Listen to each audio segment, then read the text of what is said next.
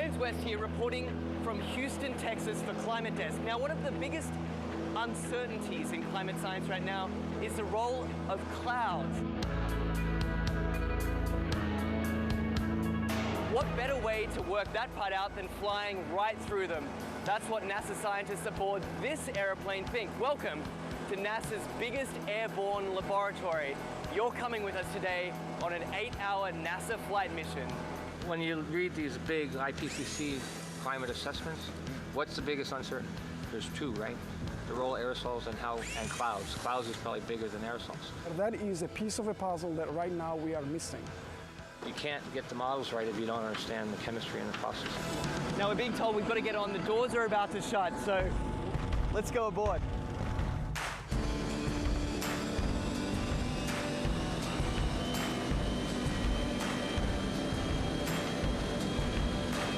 Every time you turn on the weather, every time you hear a climate change prediction, that information has to come from somewhere. And it starts by getting sucked out of the air from planes like this.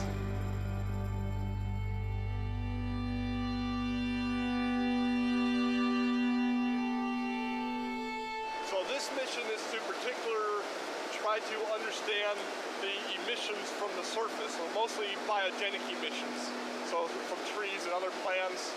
Right now we're flying to our very first part of this experiment on the DC-8. Over Arkansas, there's a particularly pungent bouquet of emissions that scientists are interested in measuring.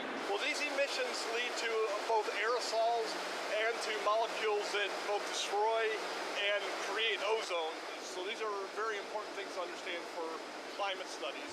How it will manifest itself, it will be in more accurate and more reliable predictions. So what we're doing is taking a series of flyovers, each at a different level of the atmosphere, scooping up those emissions, testing them, and hopefully scientists are going to see exactly what's in this column of air all the way up. The data that we collect in one flight can keep busy 60 scientists and students for 3 years, 4 years. We're still studying data from data collected 20 years ago. In fact, this particular mission today is its most heavily equipped in its nearly 30 years of service. Each one of these consoles here is a specially equipped scientific instrument designed to collect all sorts of different data in real time. And this instrument here tracks the sun. We're looking at mist chambers. They're used to strip soluble gases. This black line is the CO2. It's about 390 ppm right now. We're putting these filters in the bags that we've got the aerosols that we trapped out of a certain amount of air. And so we're sampling up here about 150 liters a minute. That ultimately flows back into the operational models. It flows back into what goes on TV every day. Anyway, I got to get this sample going. You do it. It's a busy man at work. We can't let him rest. Well, get this. We've just spent 2 hours crisscrossing this one cloud formation. In, back out again, back in again. Then they grow, and we track them as long as we can, and then we let it go. Even one cloud can hold a host of answers to the mysteries of climate change. The patterns of, where the clouds are, what type of clouds we see, what kind of weather systems they're associated with it, that'll all be shifting in a shifting climate, in a world with climate change.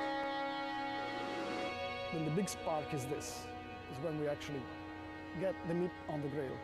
And then it will be some time to process it.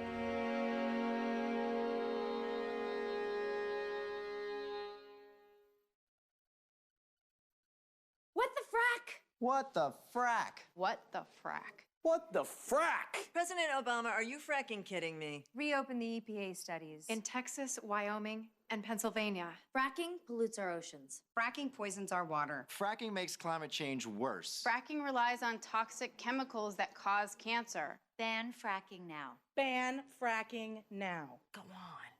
Ban it. Ban fracking now. Please.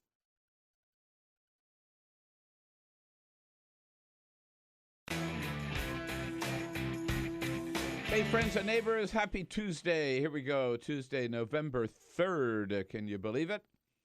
It is the Bill Press Show. We are here in our nation's capital, and we are there with you, wherever you happen to be in this wonderful land of ours. We are there with you on the radio. We're there with you on Free Speech TV and TawkrTV, worldwide video stream, youtube.com/TawkrTV. Well, lots going on. Yes, indeed. Remember Sunday, all the Republican candidates, their representatives, got together and drew up a list of demands. They are all we're going to agree to. A list of demands for any future debates. They would get to pick the moderators themselves. They would also control on-screen graphics. Well, guess what? 24 hours later, that whole deal has fallen apart. John Kasich refused to sign it. Chris Christie refused to sign it. Donald Trump refused to sign it. And the candidates are just sort of folding. As President Obama said yesterday, China and Russia are not going to be very much afraid of you if you're afraid of a TV reporter. In other news, the latest polls up in New Hampshire show Donald Trump and Ben Carson still leading the pack, but number 3 now is Marco Rubio, whose support in New Hampshire has doubled since the last debate, and Jeb Bush's support has been cut in half. The little bubble for Carly Fiorina popped a long time ago, it appears. And guess what? The Keystone Pipeline looks like it's dead. TransCanada, the company behind it, has asked the Obama administration to suspend its review of the project. They killed it themselves before President Obama could kill it. And Lawrence Lessig has dropped out of the Democratic presidential primary for 2016. Did he ever drop in, is the question. Give us a call at 866-55-PRESS as we talk about the news of the day this Tuesday.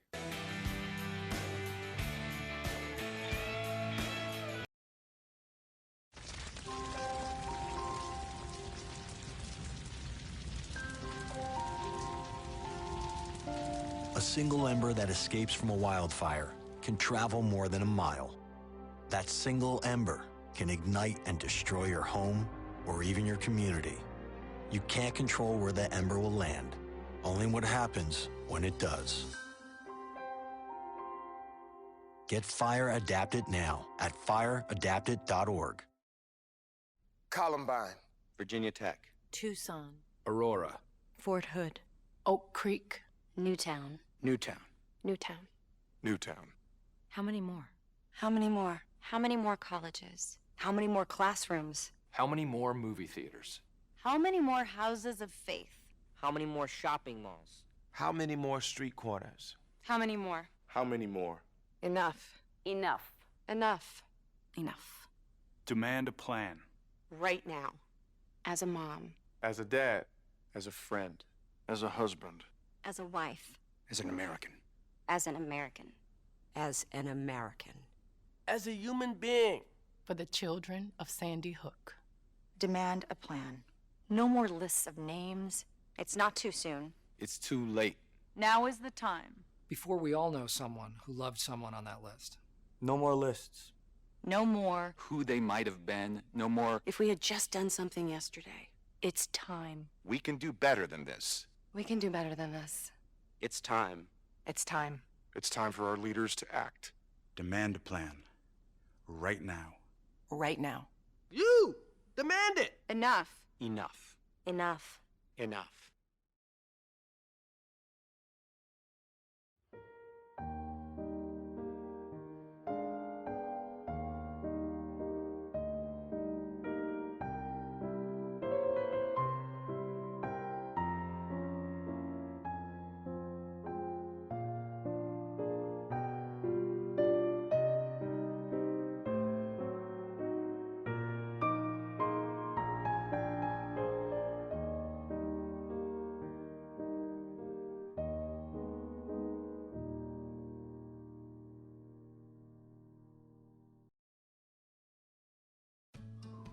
You wouldn't let money just blow out of your house. So when your AC or heater is on, make sure the doors, windows, and fireplace flue are shut tight. If you're headed out, turn down the AC. Or lower the heat by 10 degrees. And always keep your water heater set at 120. A little bit of common sense goes a long way. Get more great tips at energysaver.gov. So, I'm kind of new here, but I've noticed a trend. My human does this funny thing where she goes around and gets all my toys, and then she hides them in that basket by the door. But it's always the same basket, and it's always in the same place. And then she acts so surprised when I find them, but, she's putting them in the same basket. Again. It's like, hello, that's where you put it last time. You were the worst at hide and go seek.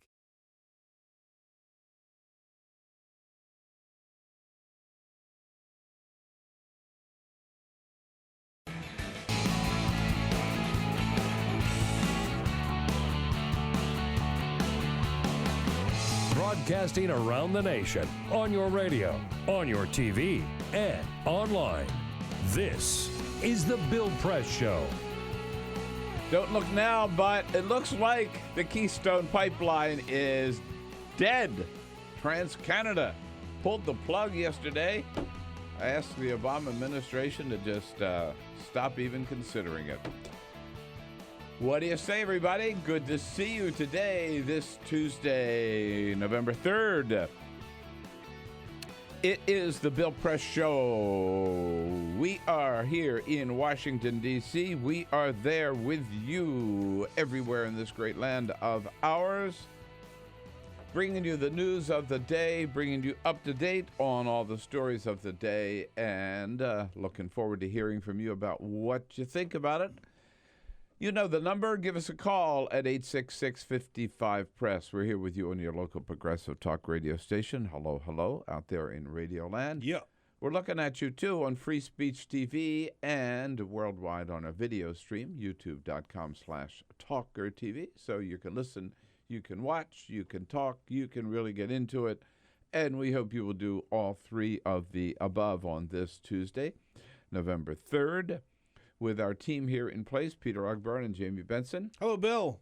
Good morning. Hey. Happy Tuesday. Yeah, indeed. Off to a good start this week. Ray Rogers ready to take your calls at 866-55-PRESS. She's the filter you have to get through to get on the air. She's tough, man. She is tough, man. That's right. And Cyprian Bolding.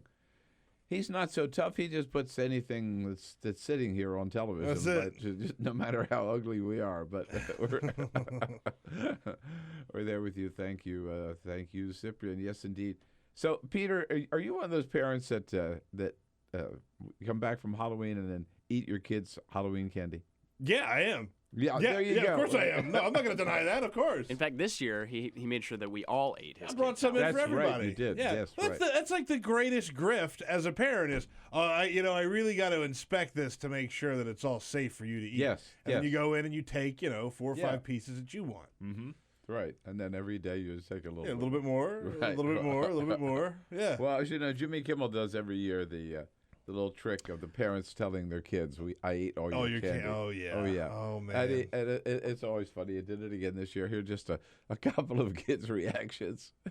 I got really hungry and I ate it all. Wait! Remember last time you told me a joke? Well, this time it's not a joke. I'm going to check out again. If I see no candy, you are in big trouble, young lady. James? I got really, really hungry and I ate all your Halloween candy while you were at school. How? What do you mean, how? I ate it. I don't want to see you ever again. Now go get a job.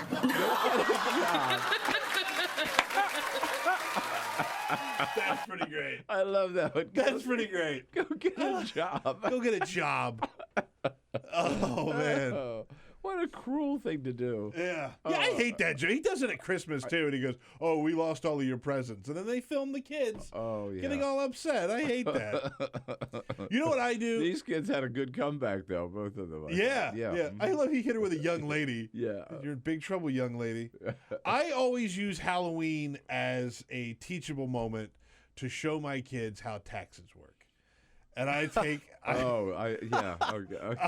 Oh God. You guys go out and you make that, but you're able, like, you got a costume because I bought it for you, and you can come home to a nice warm home because I pay a mortgage. Right. So I get 33% of your candy. No, I think what you're doing is showing how grifters work. Right?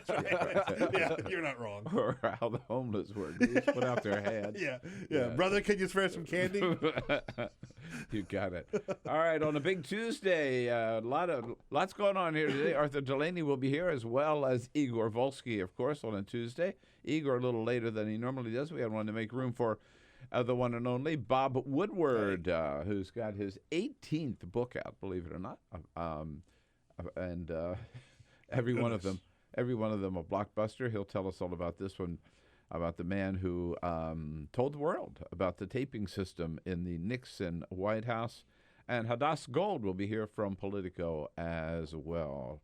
And President Obama, did anybody notice, says he's going to send ground troops into Syria. But first, this is the Full Court Press. Just a couple of other stories making news. Big news for nerds, as yesterday CBS announced that they are bringing Star Trek back to TV. Now, Star Trek has already been sort of revitalized, as they've had 2 movies, revamped Star Trek movies, hit the screen in recent years. But they are going to make a TV show that's going to be helmed by Alex Kurtzman, the co-writer of the 2009 Star Trek and the sequel, Star Trek Into Darkness. No name yet for the new show. They're just calling it the new Star Trek CBS show. But what interesting thing that they're doing here is this is going to debut in January of 2017. A preview episode will air on CBS, but then everything else will be on CBS's video on demand and streaming service, their version of Netflix. And it's only going to be available there. It's called CBS All Access, and it's going to be the first show developed specifically for that streaming service. So if you're a Star Trek fan, if you're a Trekkie, big news. Yeah, except you got to go there to see it? You got to go there to see it. I'm not sure how it works. I'm not sure that if you have to purchase it extra or whatever. I'm just not. For such a big brand, though, I don't get it. I think that you would want to have as much exposure as possible, and so we'll see. Yeah, well, who knows? How would you like the idea of buying dinner on the Metro? Yeah, you don't like this idea, right? I figured you wouldn't like this. I had a feeling you wouldn't like this. Well, the Metro First of all, you're not allowed to take food on the Well, Metro, and I get pissed off when I see people eating on the Metro. Well, things might change, Bill. The Metro Board Committee had a meeting and said that the staff recommends a modification to the rules that allow the sale of food and beverage inside the Metro system. In other words, they're going to get rid of the rule that says no eating and drinking, and they're going to have vendors set up. This isn't a done deal, but they're floating this idea where you could go down to the Metro, you could buy food, eat it on the train. No.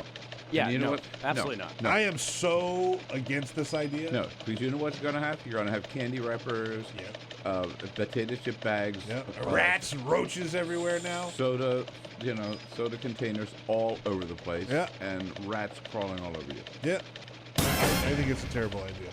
Last night was a big night in the NBA. The Spurs taking on the Knicks, and it was the final score 94-84. The Spurs winning that one in New York. But it's a big milestone for Tim Duncan. He won his 954th game as a San Antonio Spur. That is the most wins by any player with a single team ever. Just to put that into perspective, that is more wins than Charlotte, Minnesota, Toronto, Memphis, or New Orleans have as an entire organization. Wow. So Tim Duncan has won that many games. He passed John Stockton last night for all-time wins with one team. John Stockton, All right. of course, All right. Utah Jazz. All right. So speaking of wins, how we doing on fantasy football this Don't ask. Oh, no. Did we get clobbered again? How'd you do, Jamie? 21st place. Okay. Jamie was our guy this week, right? Which just so happens to be last place. Last place. Oh, buddy. You weren't in the money? No, I was far outside of the money. Wow. Hey, look, you tried. And But that's here's the what's thing. I took advice from one of our listeners, Beverly. So, Beverly, if you're listening, you really let me down. Beverly. Beverly. We're still friends, but she told me to play Peyton Manning and Le'Veon Bell. Peyton had an okay game. Le'Veon Bell left with a torn ACL. He went out in like the second quarter. Oh, yeah. Oh, man. Well, but let's put it this way, Jamie. Not everybody can be Jeb Bush. Oh, man. Yeah, there you go. All right, yeah. But if you got a problem, Jeb can fix it. Did you know that? Yeah, that's his new slogan. Jeb will fix it. Jeb will fix it. There it is. Oh, man. All right, fix this. Gotta talk about this because I am stunned. I am amazed that this isn't getting more attention.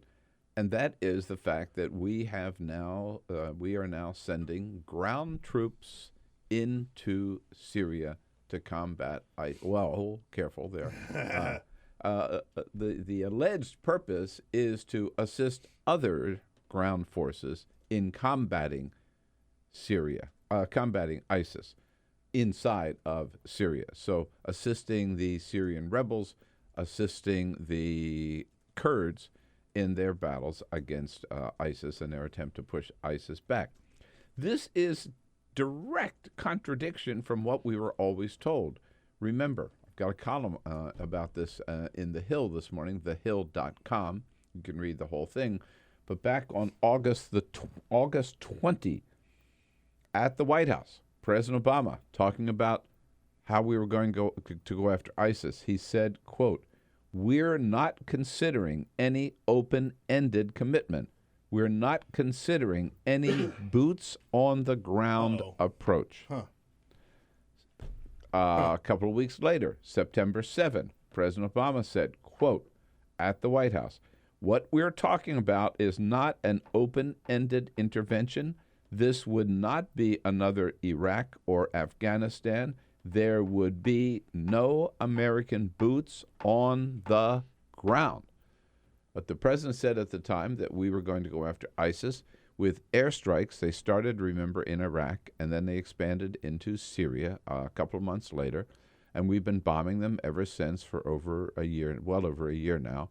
But those airstrikes, and even though we were told airstrikes alone would not be sufficient to combat ISIS, but we were not going to send any ground troops, not at all. We were going to depend on the Iraqis, on the Kurds, on the Syrian rebels, and hopefully some forces from other Arab countries, which of course never materialized. But then last Friday, and so that's been the White House's position. Last Friday, the president kind of quietly announced we were sending 50. At the moment, it's only 50, but you know that number is going to increase, probably already has. American troops into Syria, again, working with other forces to fight ISIS. These are American troops on the ground, wearing boots, I might add, as advisors. This is I believe, a very serious escalation of the situation in ISIS. And again, directly conflicts with what the president says. And the White House now denies this. They say, no. What the president meant was that there are going to be no combat forces inside of Syria. And these are not combat forces because they are just assisting others. They're not firing the shots. In other words, they're helping direct the fire of those who are firing the shots. And you know what? I don't know if you buy that distinction. I don't. I mean, you know what? That's like President Clinton. It all depends on what your definition of is. Look, can we agree? If planes are flying and dropping bombs, they are on combat missions. They are combat forces. And if Americans are in there alongside the people who are firing the missiles or the cannons or whatever, they're in combat. They are combat forces. I think the truth of it is we are now engaged in a third war in that region. We've got the war against Iraq, which we thought was over, but then we sent 3,500 more troops back into Iraq last year. So that unrest continues. We've got the war in Afghanistan, which was supposed to be over this year, but President Obama has, in 2015, President Obama said now he's going to extend the presence of American forces in Afghanistan through 2017. And now we have American fighter planes and American ground forces inside of Syria. 1, 2, 3. Just the opposite of what President Obama promised us, that he'd end the war in Iraq, end the war in Afghanistan, and get us the hell out of that region. Instead, we're more entrenched than ever before. What do you think about this? 866-55-PRESS. And I might add, this is a third undeclared war, a third unauthorized war, maybe even a third illegal war, if you believe in the Constitution. And that I don't entirely blame President Obama for, because he has asked for a new authorization for the use of military force, and this cowardly Congress won't even bring it up for a vote. He might get the authority, like President Bush did, to invade Iraq, or he might not. But this Congress, believe it or not, the Congress that says the president usurps too much authority on this issue, and there's no issue more important than whether or not to go to war, on this issue, Congress doesn't even want to talk about it. The president says, I think I got all the authority I need, but I'd like to see a new authorization for the use of military force. He asked for that over a year ago, and the Congress hasn't even debated it. I don't think they've even held a hearing on it. So another undeclared war. Number 3, we are at war in Syria. Big deal to you? I think it's a big deal to the American people. 866-55-PRESS. Want to know what you think about it here this Tuesday morning on the Bill Press Show. Connect with the Bill Press Show on Twitter. Follow us at BP Show and tweet using the hashtag WatchingBP. This is the Bill Press Show.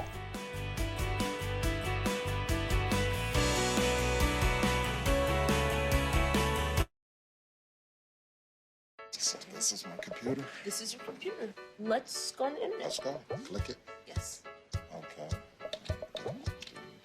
I cursor in between the R and the E. Racing dot, I want you to just push the period. She's gonna love me all over again. That's it. Jamaica, here you go. Here we go. Good job. Thank you.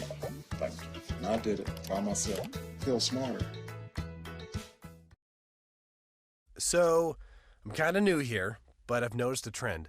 My human does this funny thing where she goes around and gets all my toys, and then she hides them in that basket by the door. You know, but it's always the same basket, and it's always in the same place. And then she acts so surprised when I find them, but, you know, she's putting them in the same basket. Again. It's like, hello? That's where you put it last time. You were the worst at hide and go seek.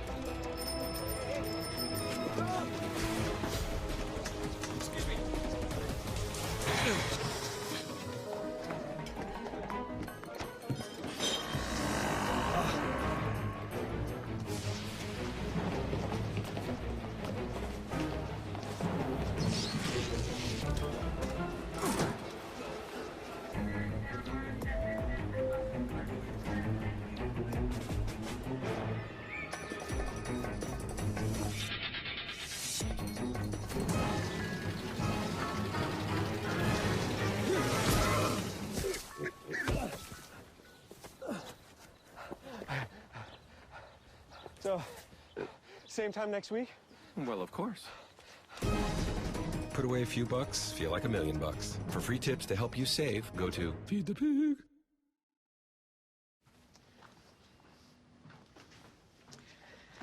All right, I know this isn't any fun to talk about, but we should. Okay, so who's gonna do what? I'll pack the dead batteries. Great. I'll only put what I don't need into a duffel bag. Perfect. That's totally unhelpful. No problem. Meanwhile, I will try to comfort everyone by speaking in a calm voice. And I'll try to get the generator going without any gas. Oh, let's not forget the cell phones, which probably won't work. Right. And who is going to handle supplies? I can forget to do a list for us. Thanks, pal. Well, I think we couldn't be any less prepared. I'm proud of you guys. Talk to your kids about who to call, where to meet, what to pack. Visit ready.gov/kids for tips and information.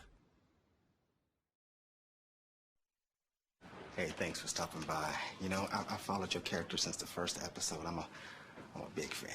Big fan. Thank you. And listen, your storyline, it makes for incredible TV drama. Thing is, your drug use is very adult content. Too adult for the kids. So I'm gonna have to block you. Oh, man. Yeah. Well, have a good one. You're a nice lady.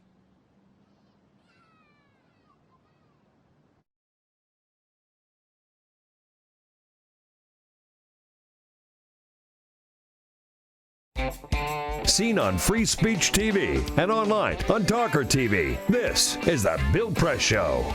All right. 26 minutes now after the hour. Arthur Delaney from Huffington Post joining us at the half hour. Continuing on the news of the day.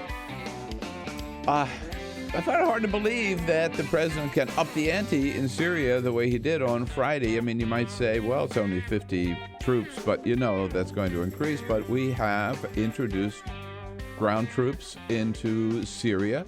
We're involved now, really, in a third war in Syria, which you might argue may be necessary, and that's a good argument to have. But at least, it seems to me, we ought to be debating it. Congress ought to be debating it before we just accept it as a given. What's it all mean? Does it matter to you? Let's say hello to Davis down in Radford, Virginia. Davis, good morning.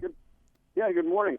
Yeah, this seems like a continuation of the Bush administration as far as their policies. There's so many things that he's continued from them, like Guantanamo Bay and extended tax cuts for the rich, and now this drone warfare. We've helped ISIS with their propaganda so much, and what he's doing here, I don't know if it's necessary or not, but it seems like a continuation of the Bush administration. Well, I think it is. I mean, certainly continuing the war in Iraq, continuing the war in Afghanistan, and now adding a third one, right? The third war. And I have to tell you, if this were a Republican president who was entering into a third war, in effect, in another country, Democrats would be raising holy hell. They would. They'd be saying, oh, this is it. Look, there, Dick Cheney's starting another war, right? Another triumph for Halliburton or kind of whatever. And President Obama did it, and nobody seems to be talking about it. Reporters asked a couple of questions at the briefing on Friday, but I haven't seen much on television. I haven't heard anybody talking about it. That's why we wanted to talk about it right here on the Bill Press Show. Arthur Delaney next. This is the Bill Press Show. Officer, were you the one who arrested me? Gonna shake my hand?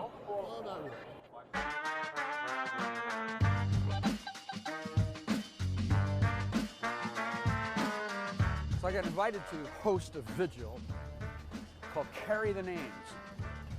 And that's what they were doing, carrying the names of the people who were victims of deadly police force.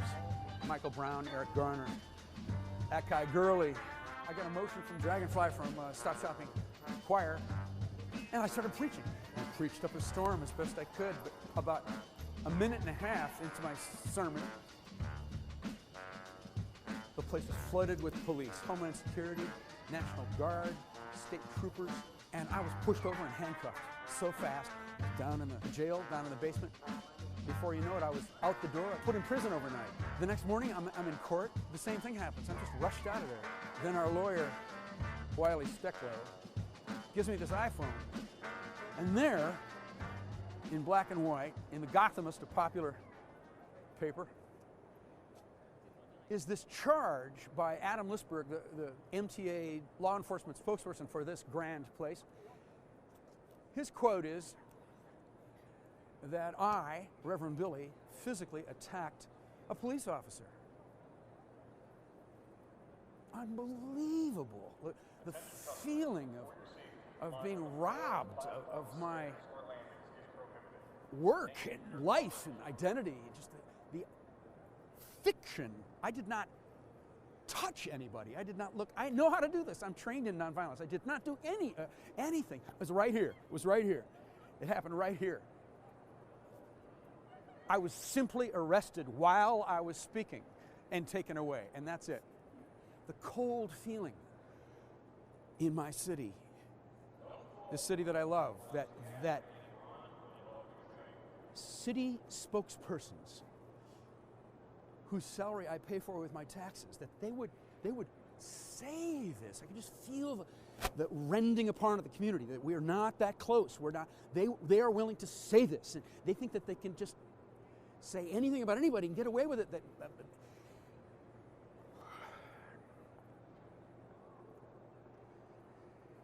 So we have something in the Church of Stop Shopping called radical forgiveness.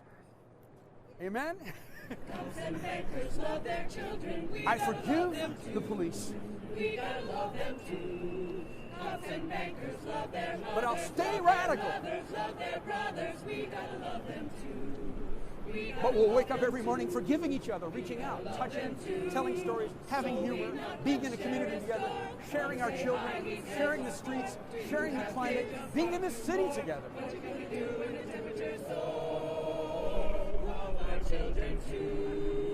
But forgiving each other, being grateful to each other, helping each other out, living together, living together. I got a daughter just turned 4. What do we do in the superstore? What do we do with the blood and the gore? The water's rising through our door. Love our children too. Love our children too. Amen. Earth-alleluia.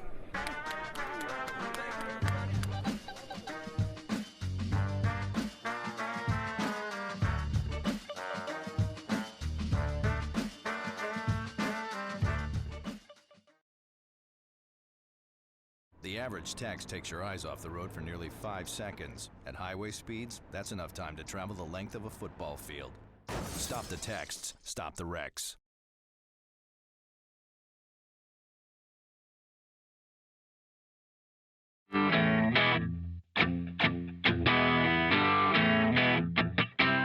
Help keep all the presidential candidates straight with your progressive headquarters for the 2016 election. This is The Bill Press Show. All right, one less. Or one fewer? What's the word? Proper word. Presidential candidates. As of yesterday, Lawrence Lessig dropping out. That leaves a big opening for Bernie Sanders. Did Lawrence Lessig ever drop in? 33 minutes after the hour. Hello, folks. It is the Bill Press Show, Tuesday, November 3rd, here in our nation's capital. And brought to you today by the American Federation of Government Employees under President J. David Cox, the men and women of the AFGE, those who keep our government agencies running, not just here in Washington, but all across the country, serving America. And they're proud to work for America every day. You can find out more about their good work at afge.org. We salute them, thank them for the support of the program.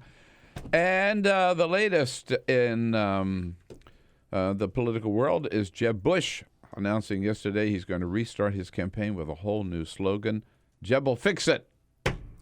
What do you think? Arthur Delaney joins us from Huffington Post. Arthur, do you like it? Do you believe it? Yes. What? He's got the money. He can hire a handyman. Is it all over for him, or can he really come back? No, he's got $100 million. They can lurk for as long as they want. So he can come back if he wants. What is it about that Jeb just doesn't connect with voters? He's low energy. Oh, he's. I mean, hello, just like Donald Trump says, he's. Yeah. But he is, isn't he? Yeah, and he's maybe not compared to Ben Carson. But. Patrician and dynastic, and those are not good things. Even if George W. Bush is really popular, it's a primary election in which the establishment is constantly vilified, and he's clearly an establishment Republican with a dynastic last name. Yeah. Does the Bush name hurt him?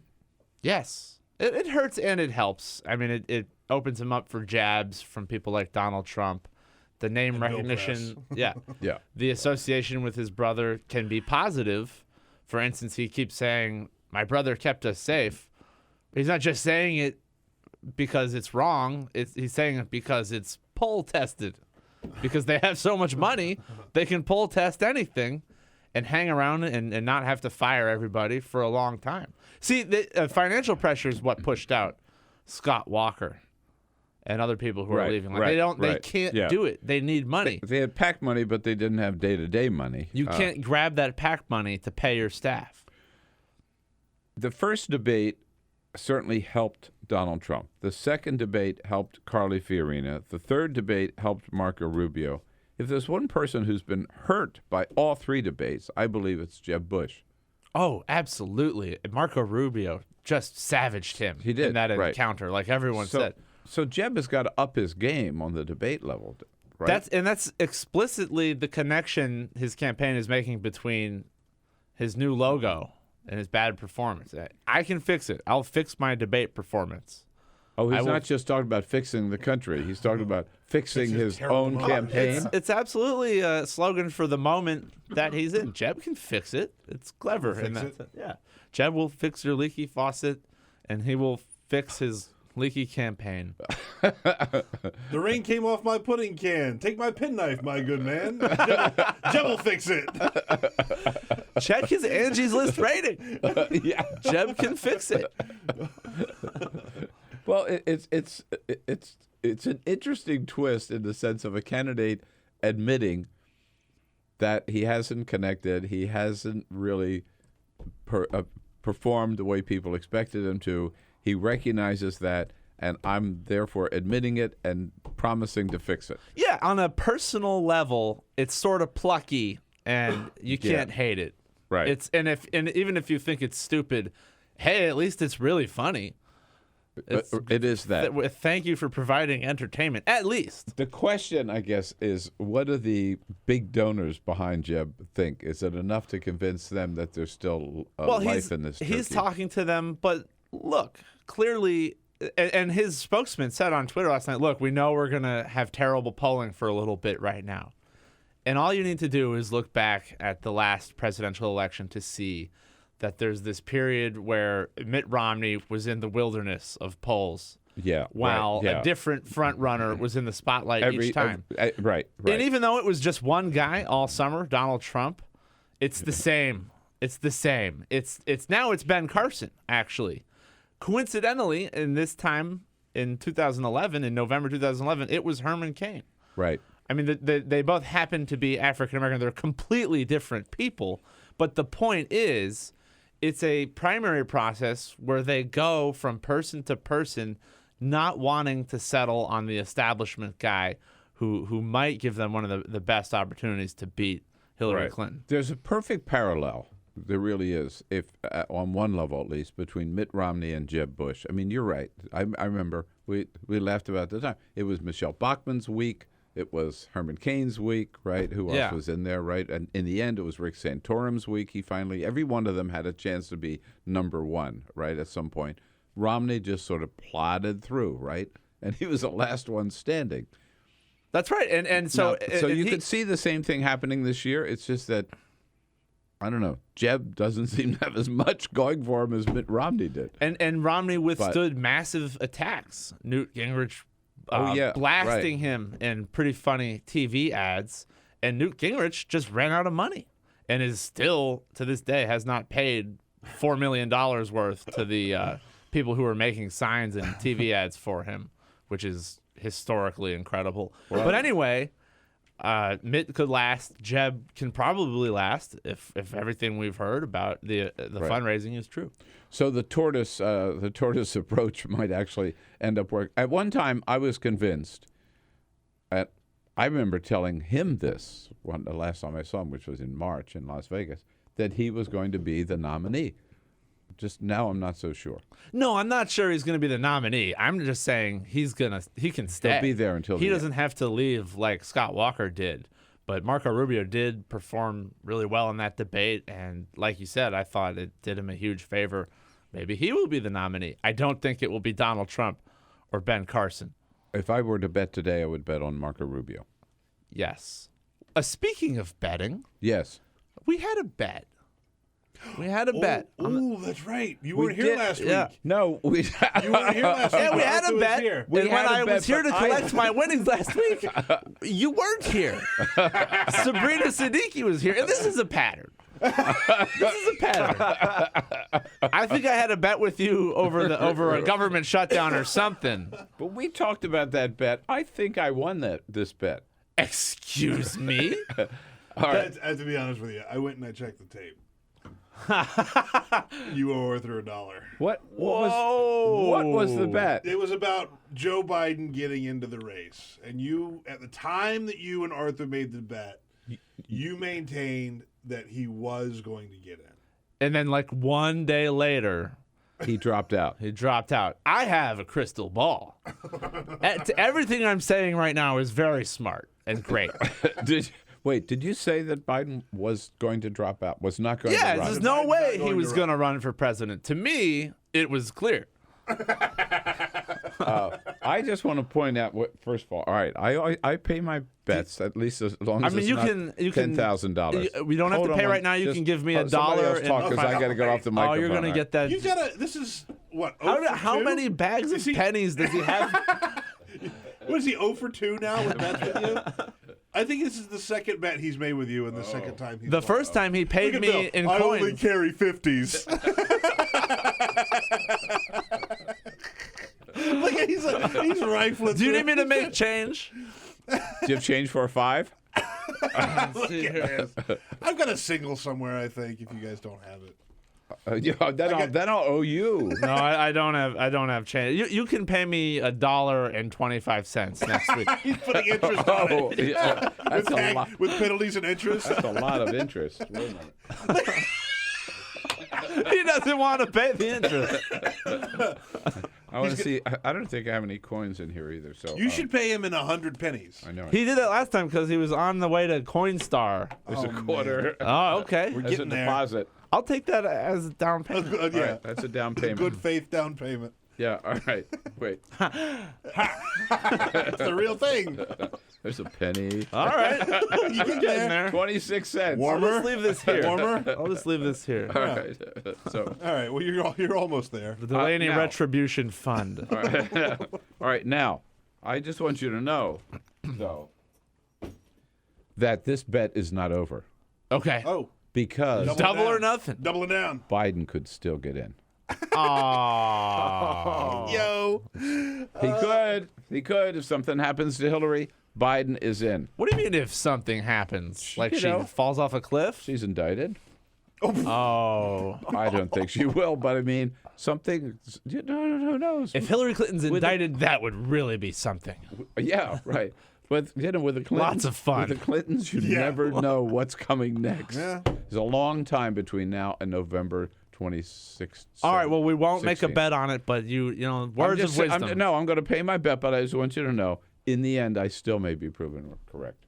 All right. Then you have to give that $1 back.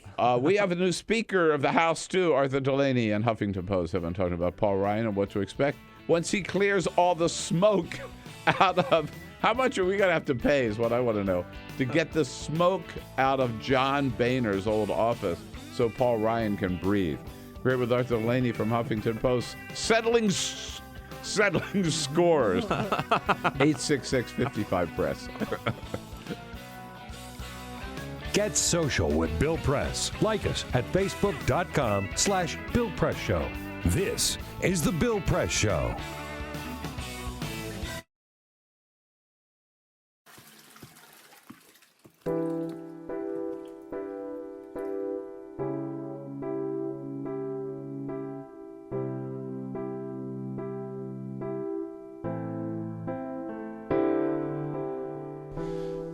in her toilet. So how do you do? I take away your we and the odd number 2.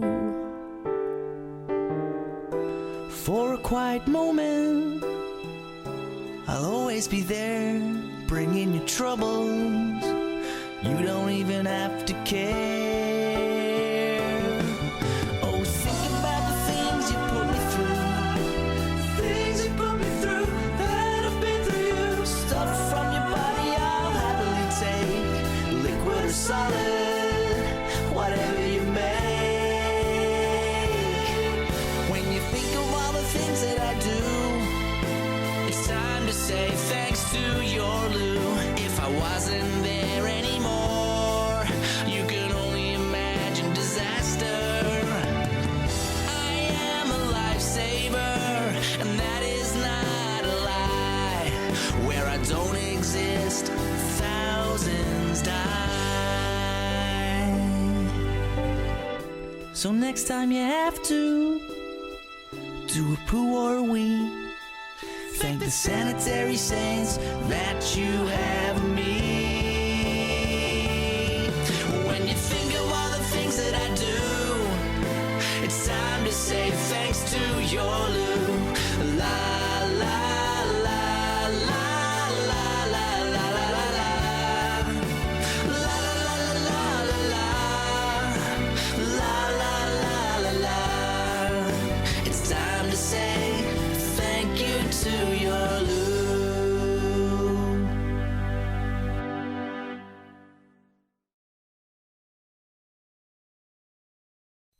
It's on us to stop sexual assault. To get in the way before it happens. To get a friend home safe. And to not blame the victim. It's on us. To look out for each other. To not look the other way. It's on us to stand up. To step in. To take responsibility. It's on us, all of us, to stop sexual assault. Learn how and take the pledge at itsonus.org. The average text takes your eyes off the road for nearly 5 seconds. At highway speeds, that's enough time to travel the length of a football field. Stop the texts, stop the wrecks.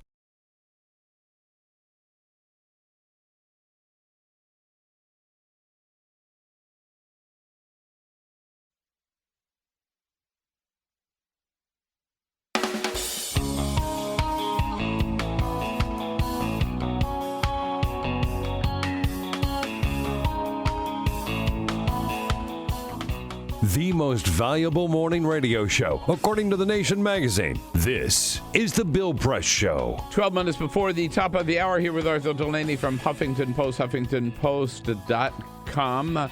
So what's up with Paul Ryan? What do we expect? What is in the view of Huffington Post from the Ryan regime? Well, thanks to John Boehner's parting gift, Paul Ryan won't have a severe test. He won't be thrown into last-minute negotiations. Debt ceiling hell, right? It won't be Ryan, Pelosi, McConnell, and Reid right off the bat. Yeah. He's got 2 years before anything catastrophic could possibly be happening. But he will have the highway bill. They do have to get appropriations done to fill in the spending they authorized in the budget deal. And Chuck Schumer was saying that, we actually could still have a shutdown in December. I don't think most people think that's true. That's more like something Chuck Schumer, for whatever strategic reason, felt he had to say. When President Obama signed the budget deal yesterday, he was like, this takes this brinksmanship off the table for 2 years. I think that's most likely accurate. Isn't Paul Ryan just a taller version of John Boehner and maybe healthier? Maybe healthier. Paul Ryan's very healthy. I know he is. Yeah. So I wouldn't say John Boehner I don't think is, John Boehner's very healthy. But, I mean, basically, they're the same kind of politician, aren't they? I mean, no, I think Paul Ryan's got a little more policy ambition. And whereas John Boehner was sort of steering the ship, adult in the room, Paul Ryan is a young guy, and he wants he's already tried to do all kinds of policy stuff. He's a total policy wonk for sure. Well, I mean that's his brand, but just the mere fact that he has repeatedly tried to overhaul major programs. He went on a poverty tour. Remember this after he was. Everyone sort of made fun of him for washing pots and pans during the 2012 campaign. As if chastened by that, he went into bad neighborhoods every weekend for and then came back and put a budget together that cut every program that helped the poor. He still which we have talked with you about. He had a side proposal in which we're going to cut everything, or not cut necessarily, but make everything a block grant and permanently cap spending on it. But he also was like, we got to give poor people life coaches so that they can have a life plan. And when conservative commentators heard about this, they were like, what? And he said, whoa, never mind. So he's got ambition to do something a little different. He hasn't done it, but he's not the same as John. And by the way. How about raising the minimum wage? Forget the life plan. Forget that. Just give me a paycheck. On poverty, when President Obama had his My Brother's Keeper initiative, Paul Ryan wrote him a letter. And this was part of a story we did over the weekend. The president called him and was like, hey, thanks, Paul. So they've got a small rapport, perhaps. And I've asked this of other people who've come in, too. But with the thing that disappointed me most about Paul Ryan is he said he's going to, and he promised the Freedom Caucus, when he was lobbying to become Speaker, that he would observe and perpetuate the Hastert Rule. Yeah. Which means, how are they going to get anything done? John Boehner wasn't able to get anything done because of the Hastert Rule, saying that unless they have 218 Republicans who are for something, it will not even come up to debate or a vote in the House. Yeah, which is why we have no immigration reform, no minimum wage. Yeah. You know the list as well as I. It's a real head scratcher for a lot of reasons. One small reason is that Denny Hastert has just pleaded guilty. To this money felony related to something bad he did that we don't know what it is. It's really a headache rule in which you deprive yourself, if you're the person in charge, from normal ways of getting things done. And it's undemocratic. Well, if you didn't have 40 members of your party, which is enough to screw up anything that needs a majority of the majority, just do the math, who are totally opposed to basic things and willing to shut down the government. But I think it was clear that Paul Ryan had to say and do certain things just to get through last week without any blow-ups. So John Boehner observed the Hastert Rule, and yet he was willing to break with it a couple of times, like on the debt ceiling, right? And there was one other case. He did, for instance, on this budget deal last week. Oh yeah. We had no Hastert Rule. It was the same day Hastert was pleading guilty, coincidentally. Right. So Boehner was willing to break it on a couple of occasions, which brought about his downfall. That's why the Freedom Caucus went after him, because they said he compromised too much. So back to Ryan being a carbon copy of Boehner. Once and if Paul Ryan violates the Hastert Rule, he's going to face the same knives in the back from the Freedom Caucus. Don't you think? That's the beauty of what Boehner did, getting all this stuff off the table for 2 years. Yeah, right. Okay. So he could have little Hastert Rule blow-ups over the highway bill and the Export-Import Bank, maybe, but the big stuff where it's like catastrophic is supposed to be off the table for a while. All right. We were talking about Jeb Bush bouncing back. Ben Carson, is he in for the long haul? No. All right. That's all we need to know. Yeah. I think that's probably right. He thinks it's Nazi Germany here. Yeah. Those are his words. Yeah, that's what he says, right. Talk about weird. Why do you want to... Low energy, too, right. All right, Arthur Delaney. I know you came in today just to get your dollar. But we'll get it next week. Appreciate you coming in. All right. We'll be right back. Follow us on Twitter @BP Show. This is The Bill Press Show.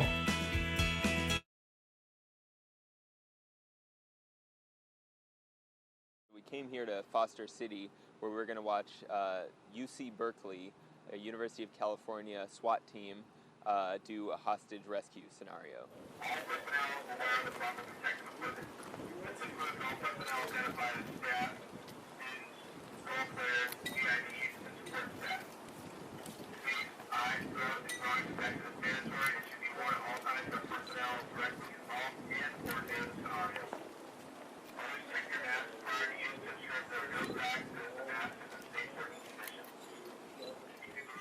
Should I put the water in there now? Yeah, go ahead. This is like some kind of chemical agent. Yeah. Copy, we're ready. I'm gonna get shot. I already know it, dude.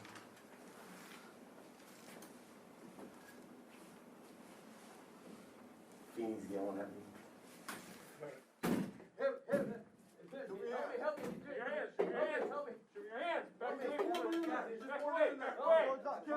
Gentlemen, we have a chemical. We need to pull our person out. Get these guys out of here. Pull them out. Pull them out. Pull them out. Put your hands on your face. Put your hands on your face. Keep him covered.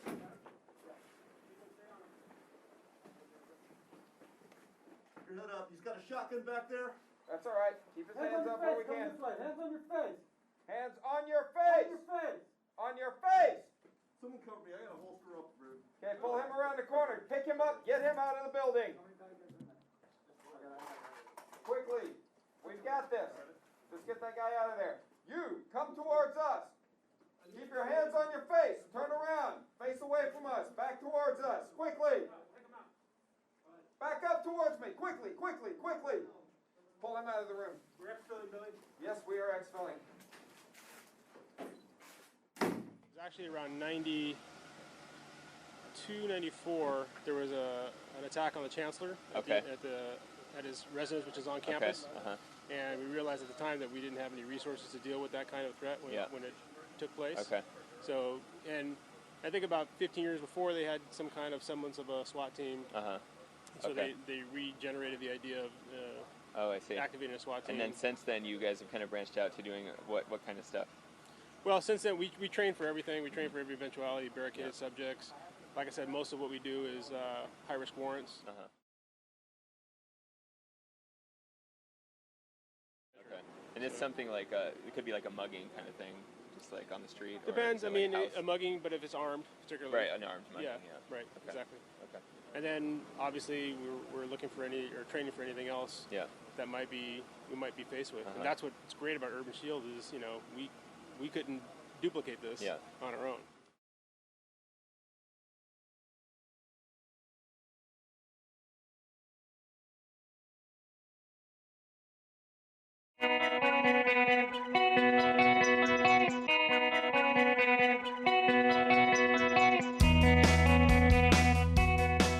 This is the Bill Press Show.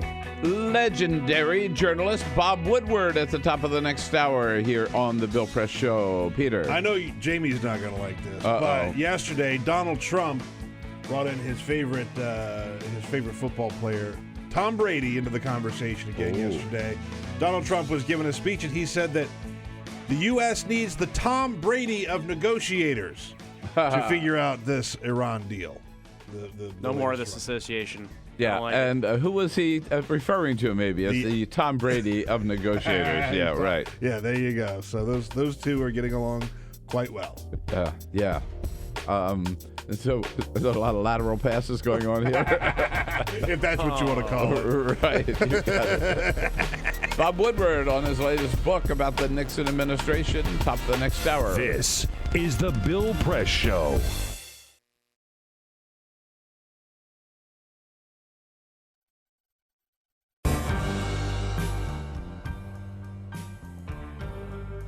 I'm a Piston fan. Their slogan was, "We come to work." That's what Detroit about. That's why they used it. It's a team thing. They won 2 championships, a team. There was no star. No mayor can come in here and be a star. It's a team thing. No governors can come in here and think you can do it by yourself. It's a team thing. You got communities. They got ideas, too. The only thing wrong with Detroit, people had lost hope here. Residents, city workers, so much corruption. They lose hope. But I grew up here. I love this city. I think it can come back.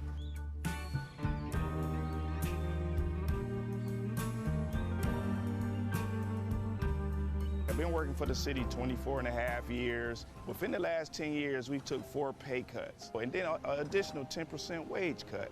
I've lost a home. When you take all of the decisions out of the city of Detroit, all of us, then what do you have? Exactly what we got, a lot of problems. Every time the city seems to fall into a problem, it's always on the backs of us workers. You wake up out of a dead sleep and you jump behind the wheel and take off driving and try to get everybody there safe, not knowing really what you're pulling up to. I'm not eligible for Social Security, so the pension is my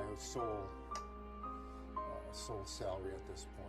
We've been in business here 39 years. We've seen a lot of changes in Detroit.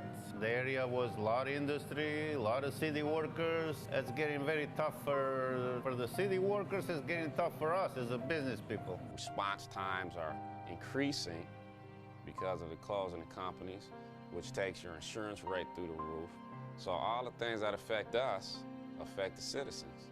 I worked for the city in different capacities for 29 years. I feel like an old jacket. They use me up and they throw me away. In my condition, nobody's gonna hire me. I'm 68 years old. Half the times, I can't get my blood pressure medicine. It's either feeding myself, blood pressure, or paying bills. $754. By the time they take all the deductions for I have my car insurance, my house insurance, and my health insurance taken out. So the time they take all that, I'll get about $300 after they take all that out. I don't understand it. I can't see how the governor is allowing this to happen and what they're doing and they want to blame it all on the seniors. Not only the seniors, but the city workers. And we worked hard. I know I worked hard. I've been in Detroit since 1946. I was 14 years old when I came in. I don't live large at all. I wish I could. I don't know when the last time I've been shopping. I only get $1,100, and I'm 81 years old, and I need every penny that I can get and that I do get. And I'm very, very upset about the idea of them taking away my pensions that I worked 30 years for. I think it's terrible that they talk about Detroit like they do, because Detroit has been very good to me. I have a lot of city workers coming in with their uniforms on, Detroit Water Department, Police Department, Fire Department. I get a lot of people, the Border Patrol come in. So if I lose that customer base, I'm going to be in a position where I might have to close down. If they take away their pensions, if they start cutting jobs, it's going to cut into a large percentage of not only our business, but other businesses that are in the city of Detroit. We're here. We've been here for 26 years. We're still trying to do business in the city. Detroiters are survivors. They tough, they adapt, but only can do so much when your politicians ahead of you and we're not on the same team. We're not gonna let Detroit be erased, bulldozed or whatever. We're gonna fight to the bitter end. Detroit gonna survive.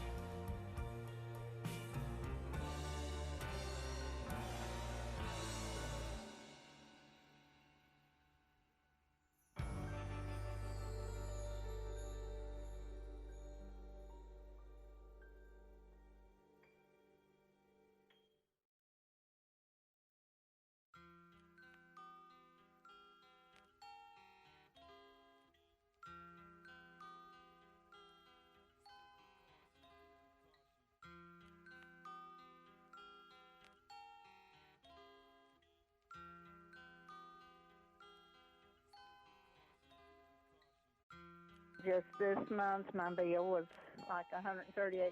Even at one phone call a week cost me $40 to $50 every month. I am living on a fixed income of SSI, so this is really a great hardship. Families are being punished. When they incarcerate your children, they incarcerate the whole family. In 2011, the Media Action Grassroots Network, Working Narratives, and Prison Legal News founded the Campaign for Prison Phone Justice, an effort to call on the FCC to address the cost of interstate phone calls. The campaign mobilized prisoners to send hundreds of letters. Advocates and families filled out postcards, met with elected officials, and signed petitions. Partnerships were formed across the political spectrum and with groups in the criminal justice, civil rights, and public interest community. The film distribution company Participant Media and director Ava DuVernay joined the fight through a social action campaign tied to the release of the feature film Middle of Nowhere. In an effort to push the FCC to act, the campaign hosted a historic rally outside of the Federal Communications Commission where for the first time, families of prisoners, elected officials, civil rights and faith leaders came together to call for an end to predatory phone rates. We're all held captive when predatory phone companies gouge our families. My son has been incarcerated now for over 10 years, and my husband estimates that in the time we spent over $25,000 on prison phone calls. My hero's not yours, you probably arrested them. Your schools probably neglected them. They spawn thoughts, you probably infected them. Feed us what you feed us, you can lay us next to them. FBI call it major crimes. Babies making babies cry.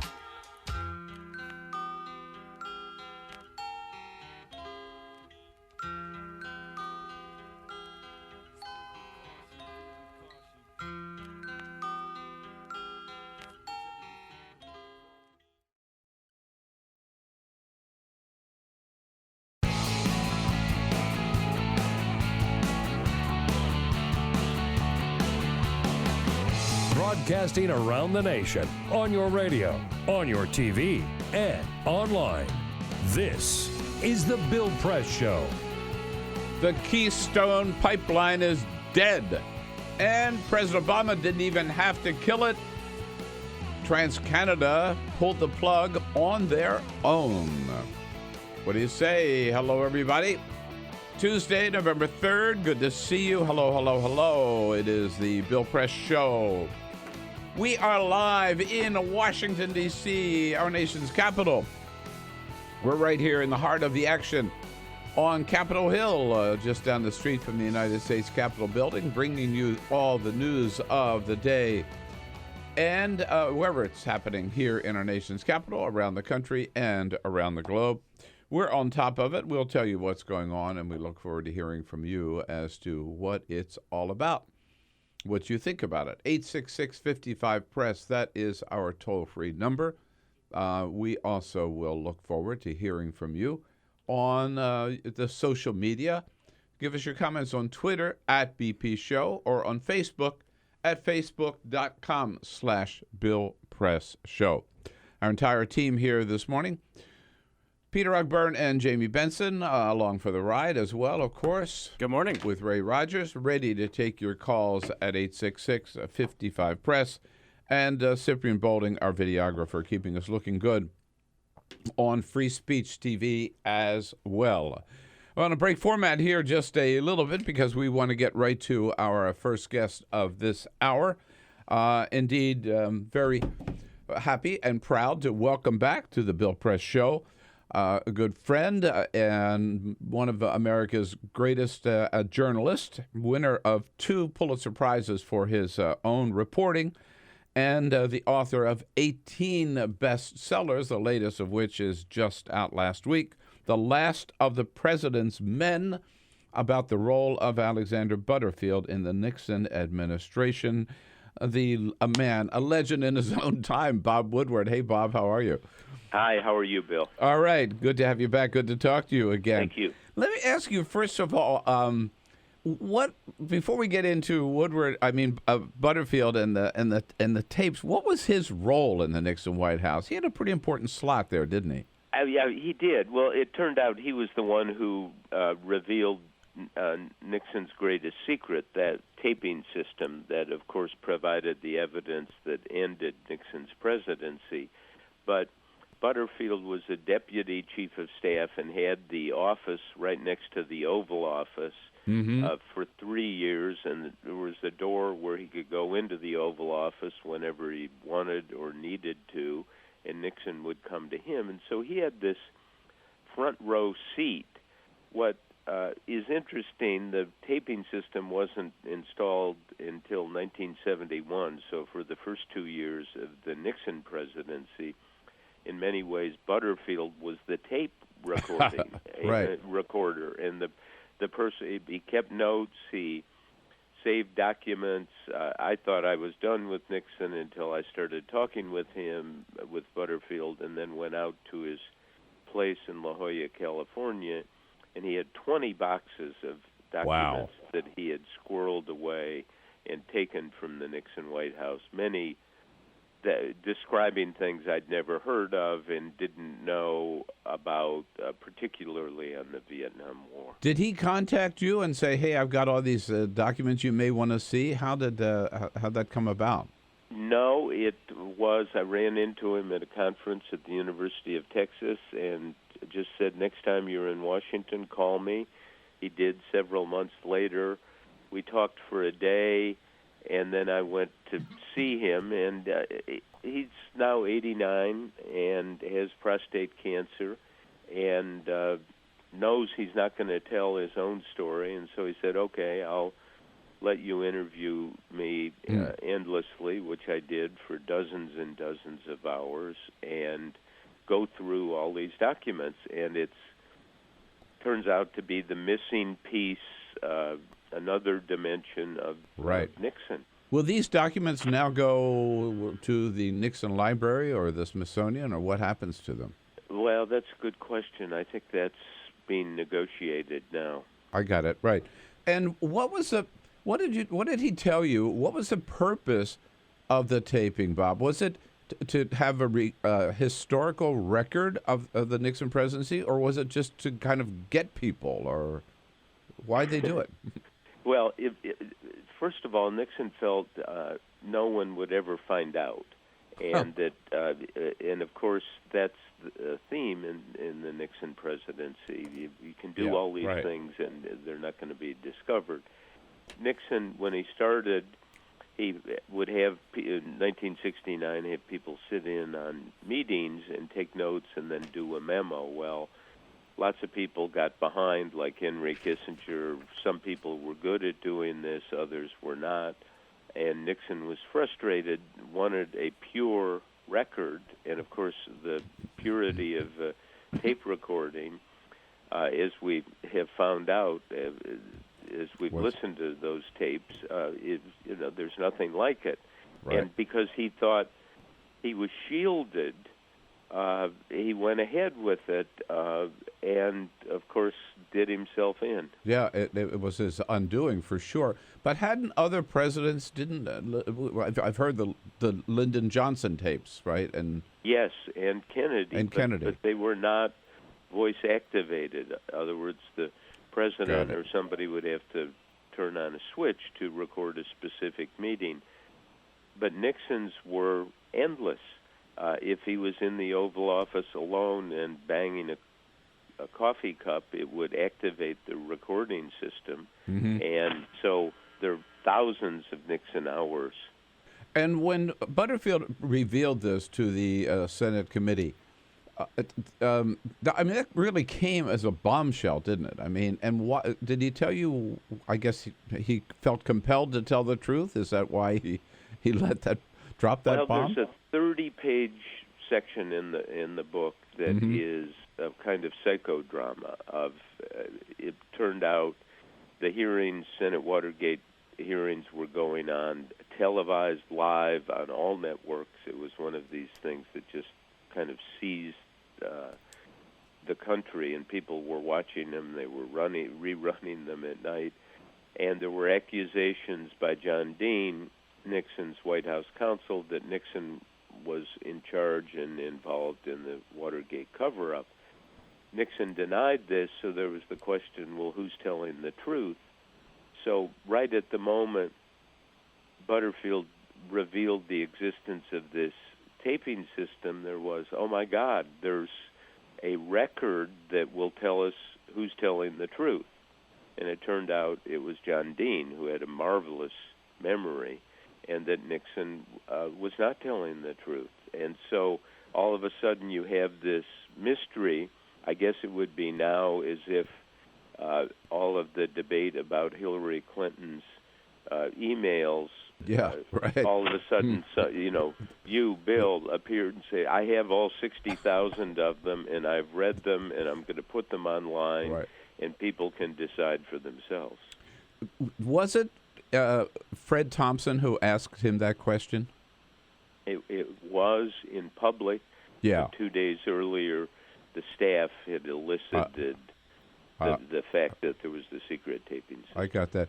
I want you to know, Bob, just on a coincidence, we're talking with Bob Woodward, his new book, The Last of the President's Men, just out, Simon & Schuster. And, of course, we'll have a link on our website, and it's up at Amazon.com and your local independent bookstore as well.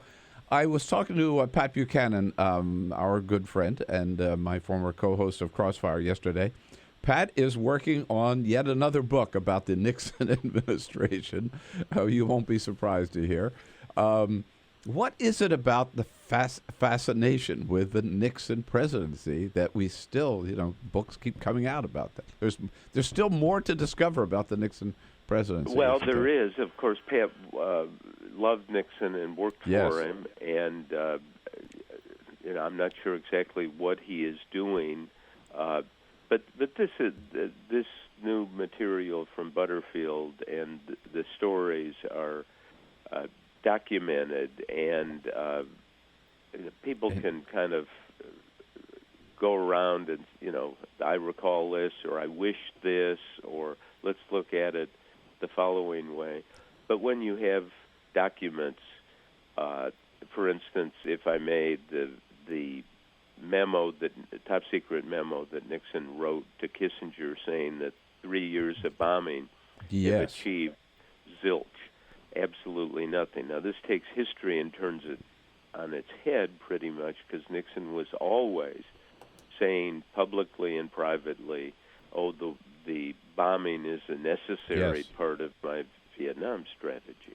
He said that publicly, that it was effective and it was working, even after, he had said to Kissinger, what the hell, we're not getting anything out of this, didn't he? Yes, well, and in fact, most vividly, the night before he wrote this, that it achieved zilch, Dan Rather interviewed him on national television, and they were escalating the bombing at that point, and he asked Nixon about it, and Nixon said, it's very, very effective. In fact, it's so effective, I'm going to announce more troop withdrawals. Well, if you look at the bombing studies and the Vietnam history now, I think you would look at it objectively and say the war was over, the war was lost. This was all theater in 1972, unfortunately, and that is a kind of corruption, and that is unacceptable for a commander-in-chief to be continuing this massive bombing campaign when he knows that it's not achieving and misleading the American people. Bob, one of the things I found, I just had a chance to kind of page through the book quickly, but the documents in the back are just absolutely fascinating, the ones that you've included here. And it shows Nixon, he was so compulsive. He was into such detail. Even I noticed, I picked up on church services at the White House, right? Who would be invited and who wouldn't, and why they were having them, that kind of into every little detail of the presidency, wasn't it? And at one point he timed the waiters at a state dinner and said it took 10 minutes to serve the salad, so he wasn't going to have salad anymore. And here Butterfield is... See, Butterfield was this... there's a tape that I quote from where Nixon and his chief of staff, Haldeman, are talking, and Nixon says, I like Butterfield in there. He's a buffer. And one of the themes here is Nixon's lonely, isolated, and wants to be more and more isolated. And there are all kinds of steps he takes that Butterfield implements to keep people away from the president, including cabinet officers. Well, Bob, a fascinating part of history and a great public service in yet another book. This one, The Last of the President's Men, the story of Alexander Butterfield and his role in the Nixon administration, and a lot of history uncovered by you yet again, Bob. Congratulations, and thanks for taking time for us this morning. Thanks, Bill. Hope to see you soon. All right. The Last of the President's Men. We'll have a link. We have a link up on our website. Check it out at your local bookstore. If it's by Bob Woodward, you know he's got the best sources in town, and brings us more history about the the Bush White House, the Obama White House, the Nixon White House than anybody else. We'll be right back. Like politics? Then like The Bill Press Show on Facebook. This is The Bill Press Show.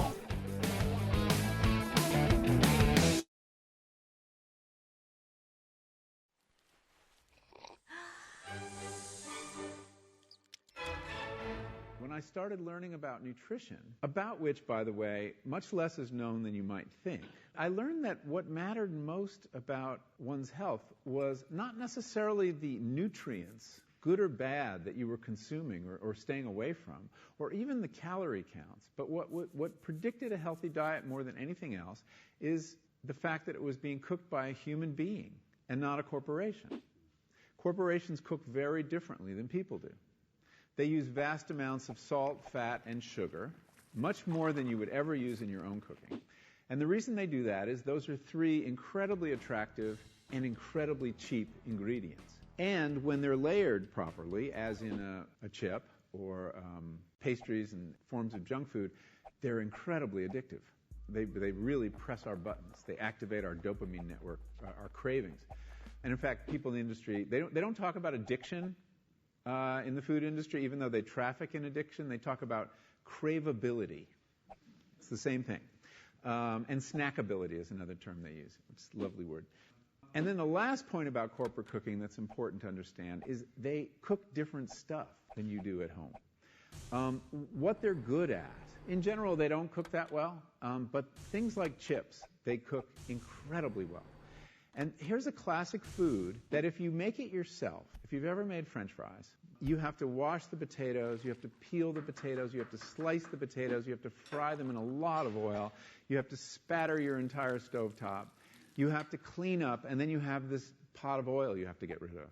I mean, it's really difficult, and it's a pain. They're wonderful, but it's a pain. And if you make them yourself, you'll only eat them every 6 weeks, 2 months, because it's too much work. But when you let corporations cook for you, it's so simple and so inexpensive, and they're really good, that you will have them twice a day, as many people in America do. So you see the kinds of foods you end up with are these labor-intensive foods and desserts. These special occasion foods become everyday foods when we let industry cook for us. Eat anything you want, just cook it yourself.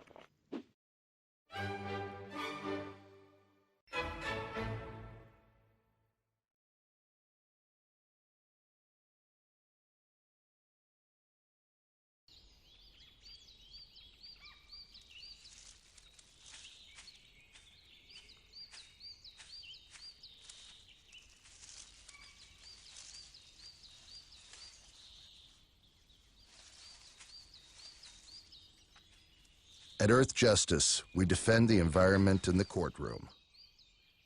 Join our fight. When you take a seat, you take a stand. Earth Justice, because the Earth needs a good lawyer. You wouldn't let money just blow out of your house. So when your AC or heater is on, make sure the doors, windows, and fireplace flue are shut tight. If you're headed out, turn down the AC. Or lower the heat by 10 degrees. And always keep your water heater set at 120. A little bit of common sense goes a long way. Get more great tips at energysaver.gov. So, I'm kind of new here, but I've noticed a trend. My human does this funny thing where she goes around and gets all my toys, and then she hides them in that basket by the door. You know, but it's always the same basket, and it's always in the same place. And then she acts so surprised when I find them, but, you know, she's putting them in the same basket. Again. It's like, hello, that's where you put it last time. You were the worst at hide and go seek.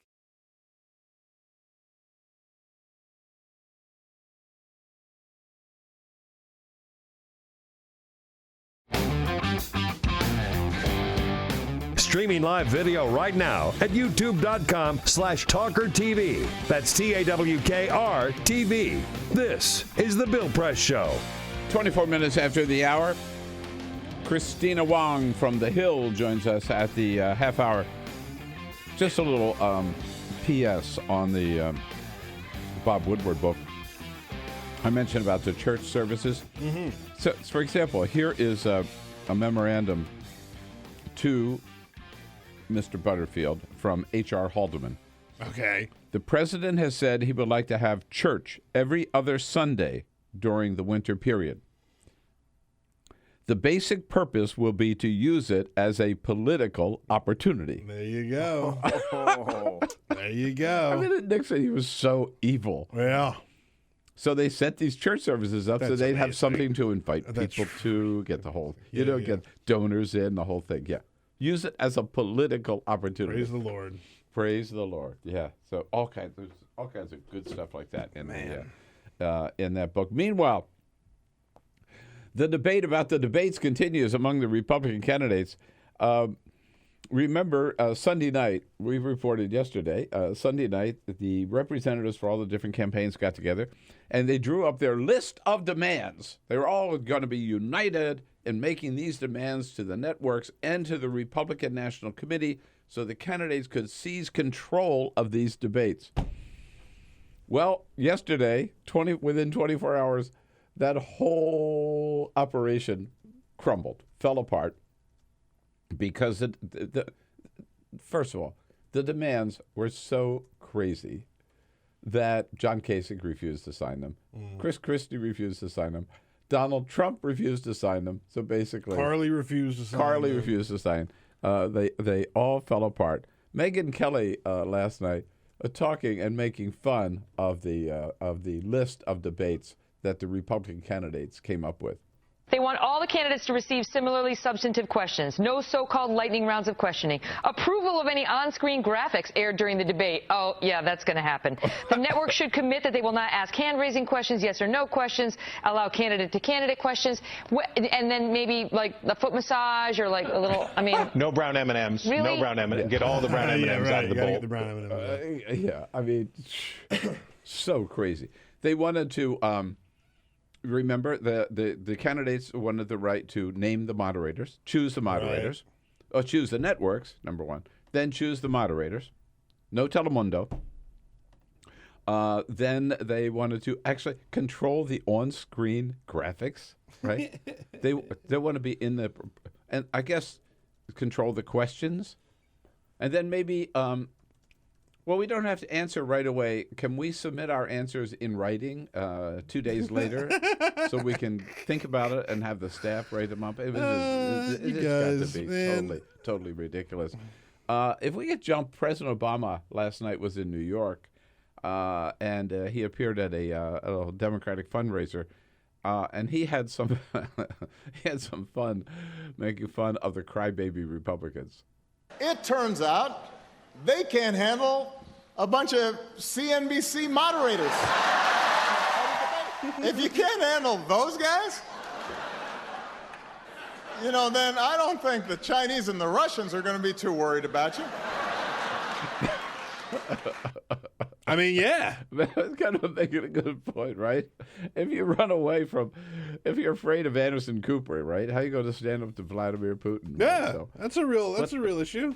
The whole thing really, really does look silly. And meanwhile, we have next Tuesday night, a week from tonight, the Fox Business Channel. They're saying that they're going to do the job that CNBC couldn't do.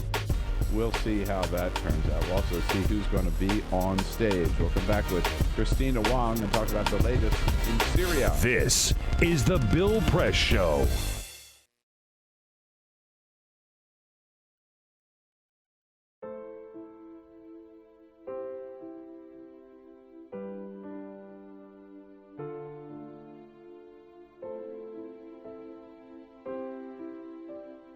I have run these canyons for 6 million years.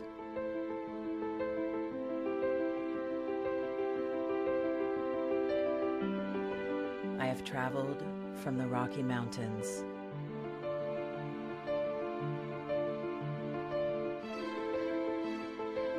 to the deserts, through scorching heat and freezing cold, from the land of the dinosaurs to fields of food.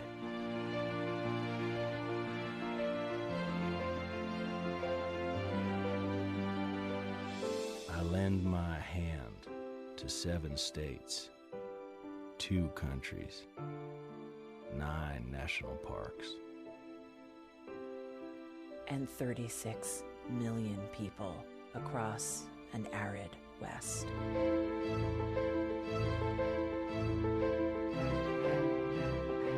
I am not the strongest or the largest, but I am the hardest working.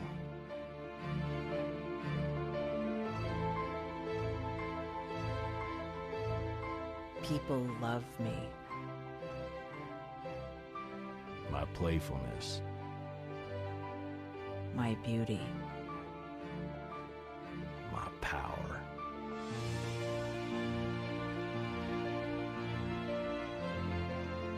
My life.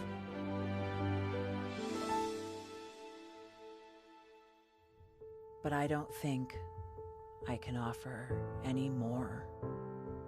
I am tired. I am tired, tapped, and tied. Of the hundreds of major rivers in the world, I am one of the few who no longer kisses the sea. Battles to harness my soul have been won and lost. Use me wisely, and I will sustain you. Use me like you have, and I will break.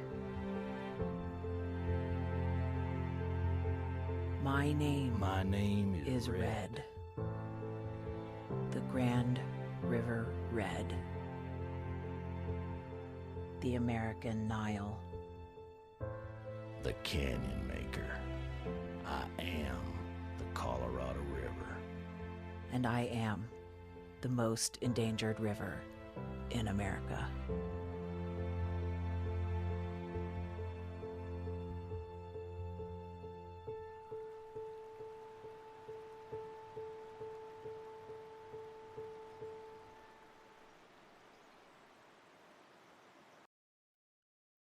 So, I'm kind of new here, but I've noticed a trend.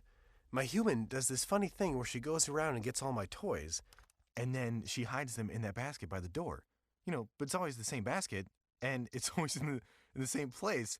And then she acts so surprised when I find them, but, she's putting them in the same basket. Again. It's like, hello? That's where you put it last time. You were the worst at hide and go seek.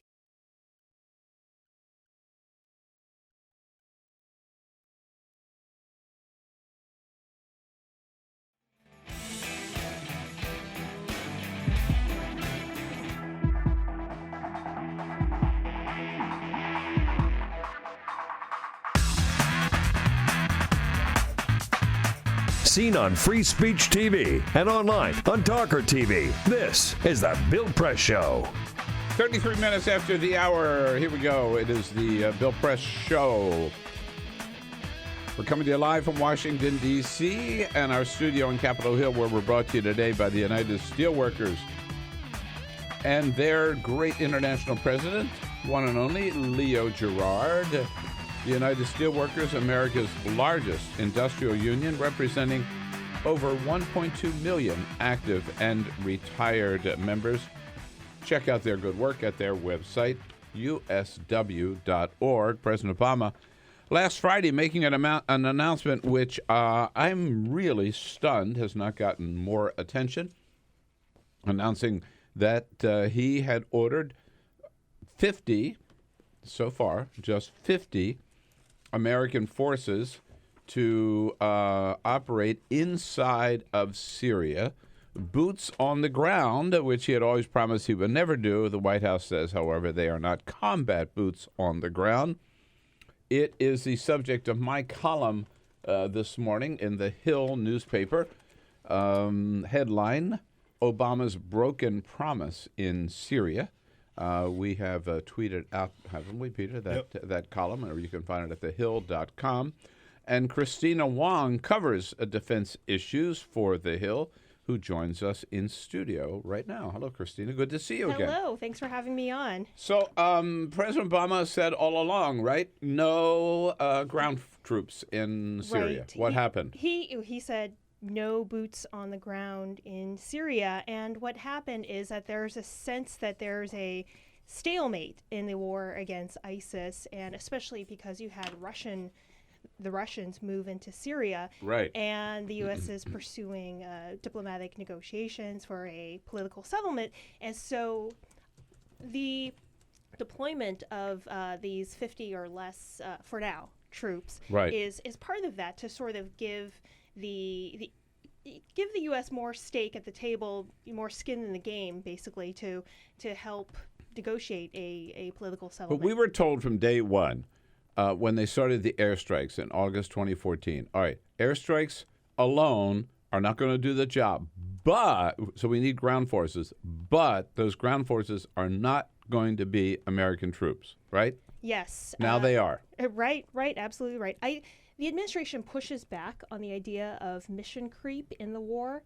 I kind of disagree. If you remember, the intervention, the military intervention, was first to protect the Yazidis on Mount Sinjar, and it was also to protect the U.S.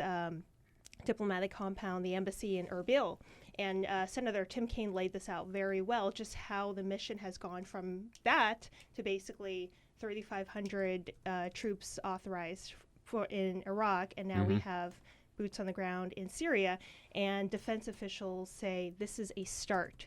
So those several dozen. So 50 is just the beginning. We're going to see. It's just the beginning. We're going to see more. You have to see more. That is what a senior defense official briefed the Pentagon reporters last week. She made it clear, and I believe Ben Rhodes, the Deputy National Security Advisor, also made it clear. This is the beginning. He didn't rule out that those forces would be doing partnered raids in Syria, and so there's a bit of a disagreement here. The Pentagon said these first forces will just get there on the ground, see what more can be done. Yeah. And yesterday you had Ben Rhodes speaking at the Defense One Summit saying he basically didn't rule that out. And so who knows? Who knows where this may go? And you saw about a week ago, you had U.S. troops conduct a partnered raid with the Kurdish Peshmerga in northern Iraq, where we had one service member killed. Mm-hmm. Right. Now, here's the key question. The 50 troops, right, going into Syria, what are they wearing on their feet? Sneakers. So we're not putting boots on the ground. Right. Is that what I'm hearing? Maybe they're wearing Crocs. Right. I'm sure they have them too. But no, these are boots on the ground. And I think the president said, basically unequivocally, we will not have boots on the ground in Syria. Then, and the White House comes back, right? And they say, okay, yeah, but then, like within a year, the president, I've got one of those quotes in this column here, that the president said, wait a minute, it will not involve American combat troops fighting on foreign soil. Therefore, they're saying these are not combat troops because they are there as advisors to combat troops from Iraq or Syria. What? Yeah, you're seeing the administration basically parse words here. So my question is, look, if American pilots are flying bombing missions in Syria, they're combat troops. They are combat troops. If American advisors are standing alongside of those who are firing the missiles and saying, you fire here, fire there, whatever, they're combat troops, aren't they really? They are, and they're armed. Yeah. And they can defend themselves. And as we saw with the raid in northern Iraq, they can also defend their partners. And so while supposedly combat was not expected on that mission, you definitely saw U.S. troops conducting some combat operations, and you had the Defense Department basically say, I mean, they had no choice but to say that Master Sergeant Joshua Wheeler's death was a combat death. Right. So the two questions I have, so many questions about this. But one is, Yeah. why isn't there more news about this? Why aren't people talking more about it? I mean, it just happened, and the American people don't seem to care, and even journalists don't seem to care. Well, like I was going to point out at the top of the segment, you said there wasn't more attention to this. Well, this news came on a Friday afternoon, and it was not planned. announced by the president. So the president did not announce this. Several journalists did make some sort of a comment. How did it come out? Well, it was, let's see, I think it was first reported by several White House reporters, and it sort of trickled out until you had the daily press briefing. So it was formally announced at the press briefing to the extent that it was announced, because everyone had confirmed by then. It was discussed at our briefing on Friday, but you're right. No presidential, no Oval Office speech or address or Rose Garden address or anything. No, It's no. just kind of trickled out. No. So there hasn't been a lot of press attention to it. And also, the other question is, why there's no reaction? I haven't seen much reaction in Congress at any rate. And the president, so this is yet a third operation now, Iraq, Afghanistan, Syria, where there's no new authorization for the use of military force. And the president is still operating under one that George W. Bush got to invade Iraq in 2003, right? Yeah. The reaction, there was a lot of reaction, but it was very muted. You had Republicans, senators and lawmakers saying they support the decision, but it's too little, too late. And so there was no real pushback. There was criticism. And then with Democrats, you really didn't see a lot of pushback, or at least I didn't. Since I cover defense and national security issues, I get the statements from those lawmakers. Yeah. So you didn't see a lot. You saw some senators and lawmakers say, we support this. We are wary of mission creep, but we support this. And then you had Representative Jim McGovern and Representative Barbara Lee, of course, saying, we need to authorize the use of military force now. Whether or not that will happen, it's not foreseeable, but you do have a little bit more momentum and calls for doing that. But it seems to me that there's a big contradiction with Congress, particularly the Republicans in Congress, who are constantly accusing President Obama of abusing his executive authority by signing executive orders on immigration, by what he's doing on criminal justice reform, or whatever, you name the issue. And yet here, in one of the most important decisions that either Congress or the president is ever involved with, whether or not to go to war, the president has, knowing, I think, he's on thin ice, using George W. Bush's AMUF, he's said to Congress, I think I'm on solid. I think I'm okay, but I'd like a new authorization for the use of military force. And these same members of Congress, politicians who accuse him of abusing, now when he wants them to act, they don't even take it up. They haven't debated it even. No, right? Yeah, I don't think Republicans are too eager to authorize this war or take ownership over the war. I don't think anyone is. I think they're... they just as well be Obama's baby, Definitely. And as you mentioned, we see an extension of U.S. troops in Afghanistan. Yeah. And now a new war in Iraq. And I think you're seeing a lot of people just, let President Obama own this. So the net effect is that we are going to be still in Iraq, Afghanistan, and Syria after Syria after President Obama leaves office. Wow. Yes. Yeah, I mean that's true. It's right. Think it's about it. It's tough to wrap your mind around that. Think about it. Yeah. It was interesting. 8 years later, we're still going to be in Iraq, still going to be in Afghanistan, and now in Syria. And Ben Rhodes also yesterday, it was interesting during the panel discussion, the moderator said, well, what is the Obama administration happy about with its strategy in the Middle East? And Ben Rhodes said, he said a couple of things, but first he said, well, we don't have 150,000 troops in Iraq anymore, or the Middle East. I think he said Iraq, but so that's their metric, and that goes along with the parsing words. There's no large-scale combat ground operations. There's just small, small-scale combat operations. Small and small ones, yeah. which could soon get bigger as well. Yeah. Kristina Wong covering all these issues here. It's a mess over there. She's defense reporter for The Hill, thehill.com. So what do you think of this? Wake up on Monday or Tuesday morning and find out that we've got a third war going on. American ground troops are on the ground in Syria. We are at war in Syria. 866-55-PRESS. Why aren't we pissed off about this, or at least concerned about it, asking questions about it? Let's talk about it. On your radio, on TV, and online. This is The Bill Press Show.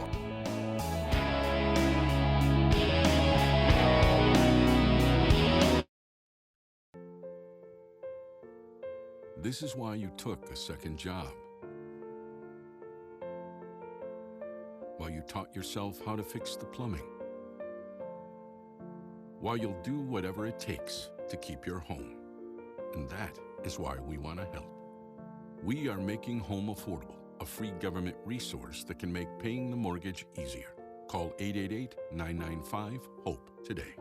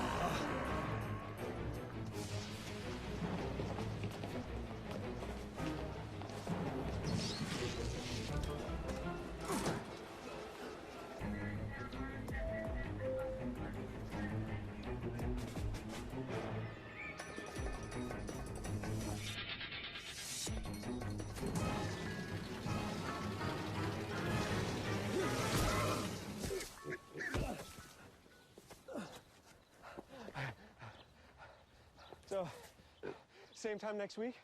Well, of course. Put away a few bucks, feel like $1 million. For free tips to help you save, go to Feed the Pig.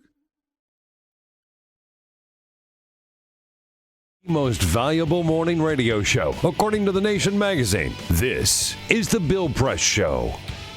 All right, here we go now. 11 minutes before the top of the hour. Hadas Gold from Politico joins us at the top of the hour. And won't you be pleased to know that it is 90 days from today, the Iowa caucuses. Whoa. Yeah. Hey, by the way, it's still a long way away. It's a long way away. I wish they were tomorrow. Get it over with. Yeah, right. By the way, don't forget, today is Election Day in a lot of states around the country. Right here in Virginia, there are a couple big elections. So make sure you're up to speed. And big elections in Virginia and in Ohio. The Big Pot initiative. Yeah. And I forget where else there are elections. Anyway, check it out. You ought to know if there's an election near you. Get out and vote today, early and often. Kristina Wong is in studio with us from The Hill, thehill.com. What is the story on the... so we've been talking about President Obama's announcement that the first American ground troops have been sent into Syria, 50 of them to begin with. There will be more later. Is this a broken promise, or is this just something that he's got to do, or is the White House right?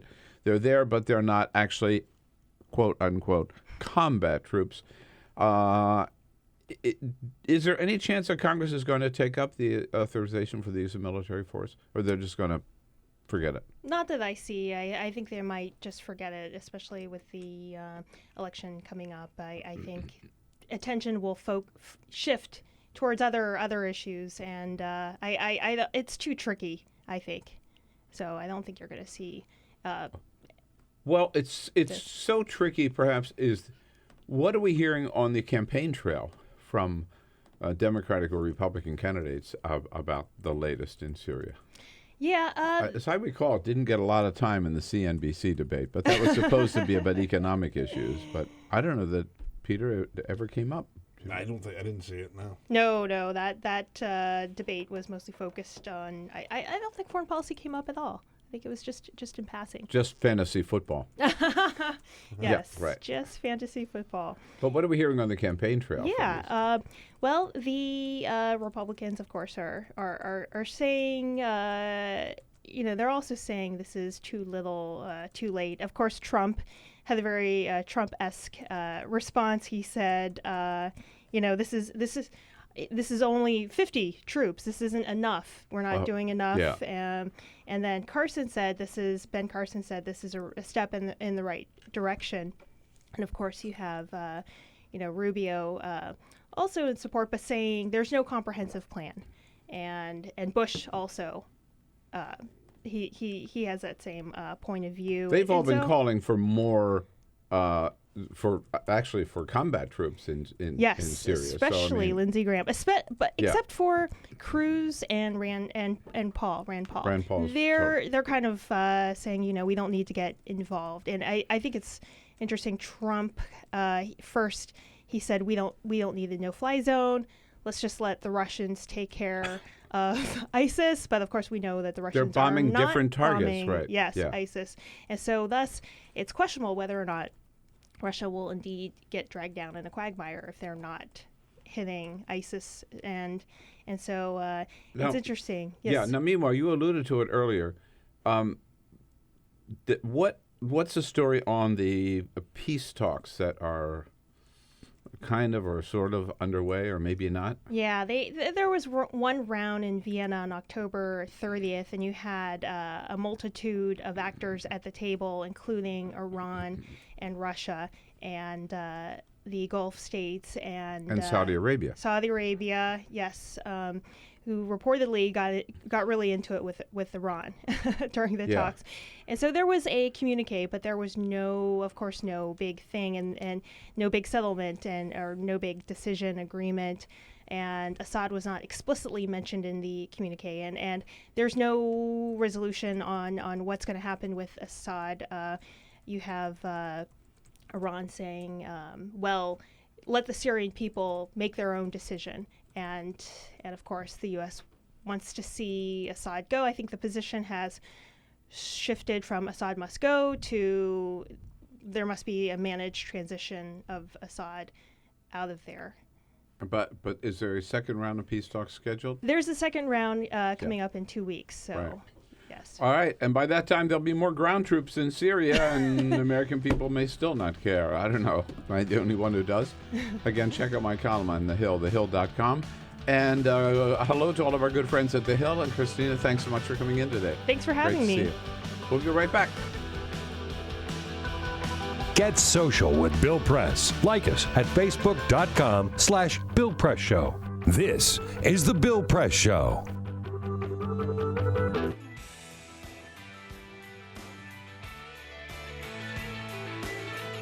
Okay, we hear you. We hear you. We know you in a third hour. You're going to get it. Yes, hour number 3 of the Bill Press Show coming up. A little delay on Free Speech TV until 5 o'clock Eastern. But you can catch us right away on TawkrTV, youtube.com/Tawker, TAWKR-TV. 2 great guests in the third hour. Hadas Gold, who's the chief media reporter for Politico, in studio with us. And then Igor Volsky from ThinkProgress, usually a little bit earlier on a Tuesday, but coming in our third hour today. So stay tuned for Hadas Gold, Igor Volsky, and me, Bill Press.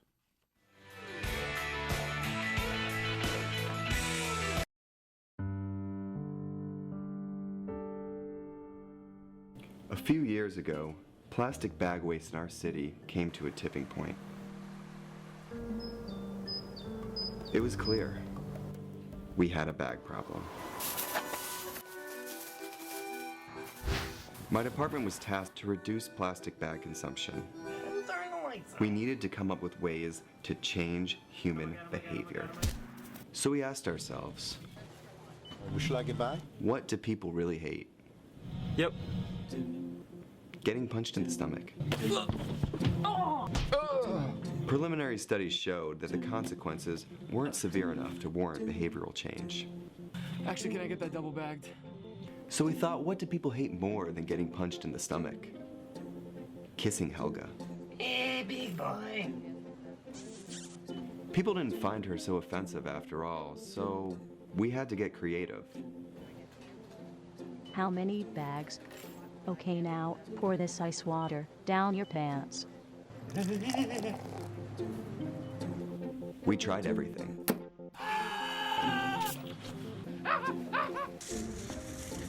Eat this rat. Defuse this bomb. Even fighting your clone. After blowing through millions of dollars of government funds on research, I came up with a brilliant idea. Why don't we just charge 5 cents per bag? That's a stupid idea. Would you like a bag? Yes. 5 cents a bag. 5 cents? 5 cents? Do I still have the option of getting punched? Honestly, I don't know how everyone else missed it. Why don't you just get a reusable bag?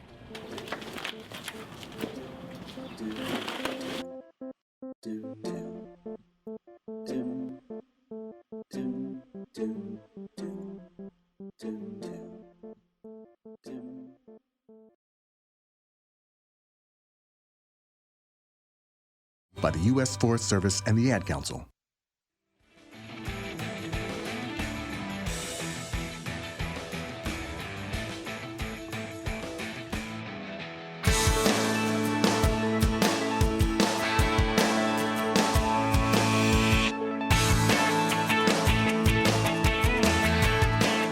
This is the Bill Press Show. All right, in the next hour, 2 great guests. Hadas Gold from Politico will be here.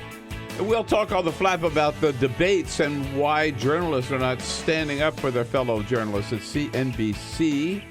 And then Igor Volsky. We know you usually see him a little earlier on a Tuesday, but we shuffle things around today. Igor Volsky from ThinkProgress will be in as well. President Obama, he's almost got the day off today. I guess he's a little tired coming back from New York yesterday. New York and Newark, New Jersey. He gets the briefing with the vice president this morning. And then no other public events on his schedule at all today. Go home and take a big nap. I don't know. Go out and play golf. We'll find out. But we have our press briefing with Josh Earnest at 12:30 at the White House. I'll be there. We'll talk all about it tomorrow. Back with Hadas Gold. This is the Bill Press Show.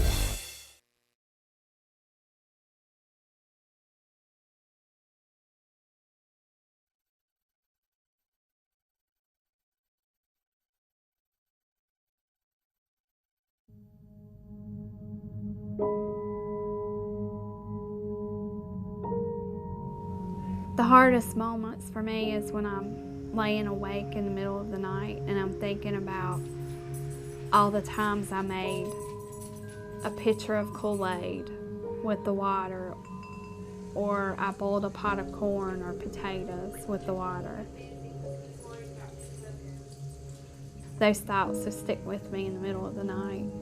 And I feel horrible as a mom that I didn't know that something was wrong, but how could I have known? There's no way I would have known. The spill at Dan River happened when a drainage pipe that ran underneath an ash basin and dam collapsed, sucking out 6 decades of waste and spewing gunk directly into the river.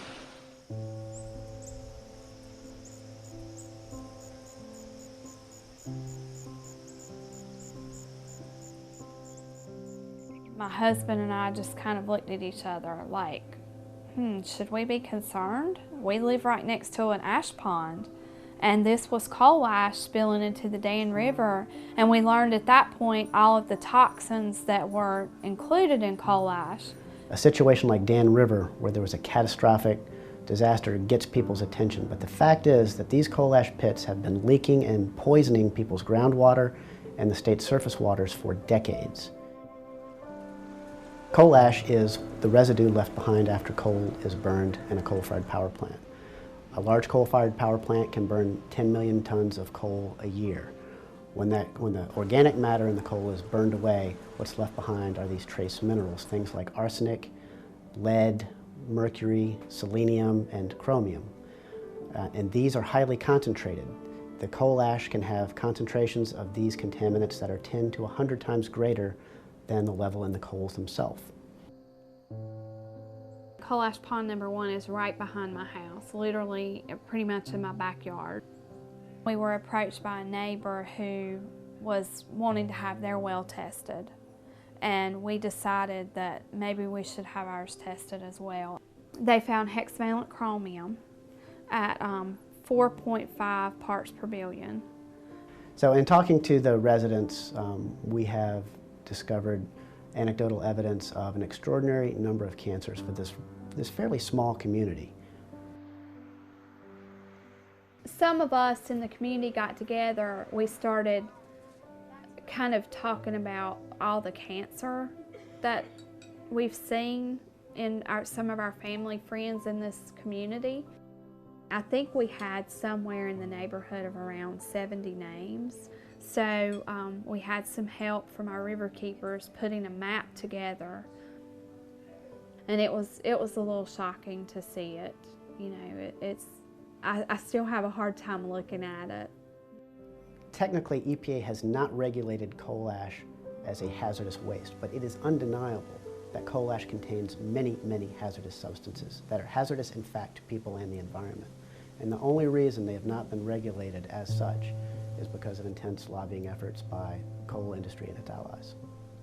A lot of these chemicals are simple elements, but when you find them at the levels that they exist in around coal ash ponds, then you're starting to talk about cancer, brain tumors, you're talking about birth defects, developmental problems, neurotoxicity.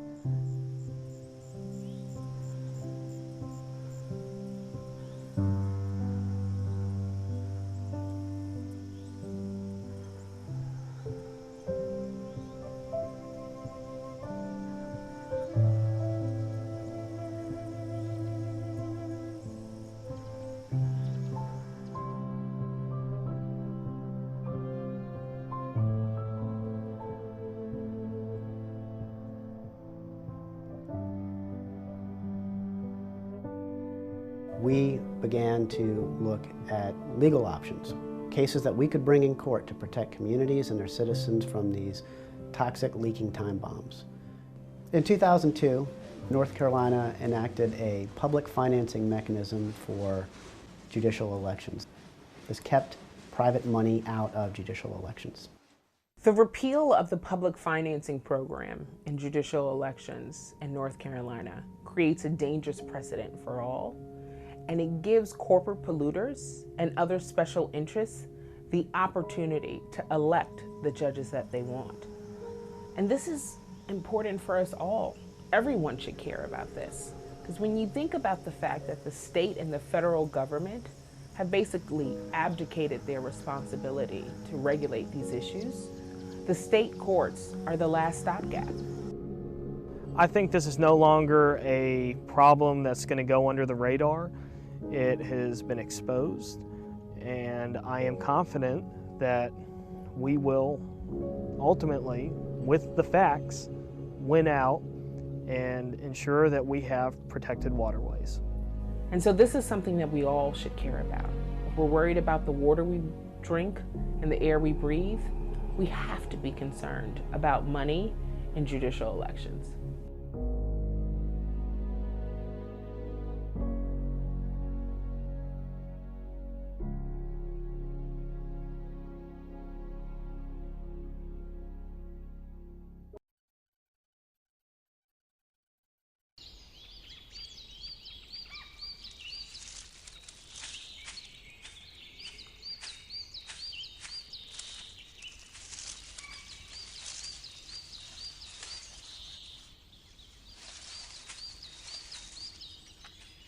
At Earth Justice, we defend the environment in the courtroom.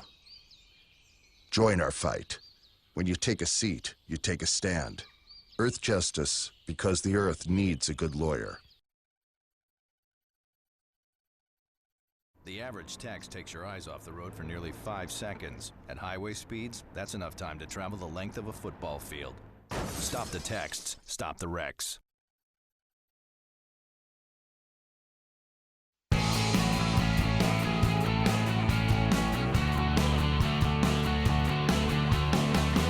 Broadcasting around the nation, on your radio, on your TV, and online.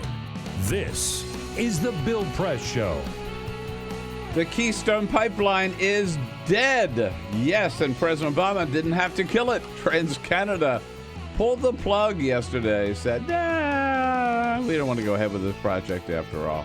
Hello, everybody. What do you say? Tuesday, November 3rd, The Bill Press Show. Here with you on your local progressive talk radio station nationwide. Here with you coast to coast as well on Free Speech TV. Good to see you today, and thank you for being part of the program.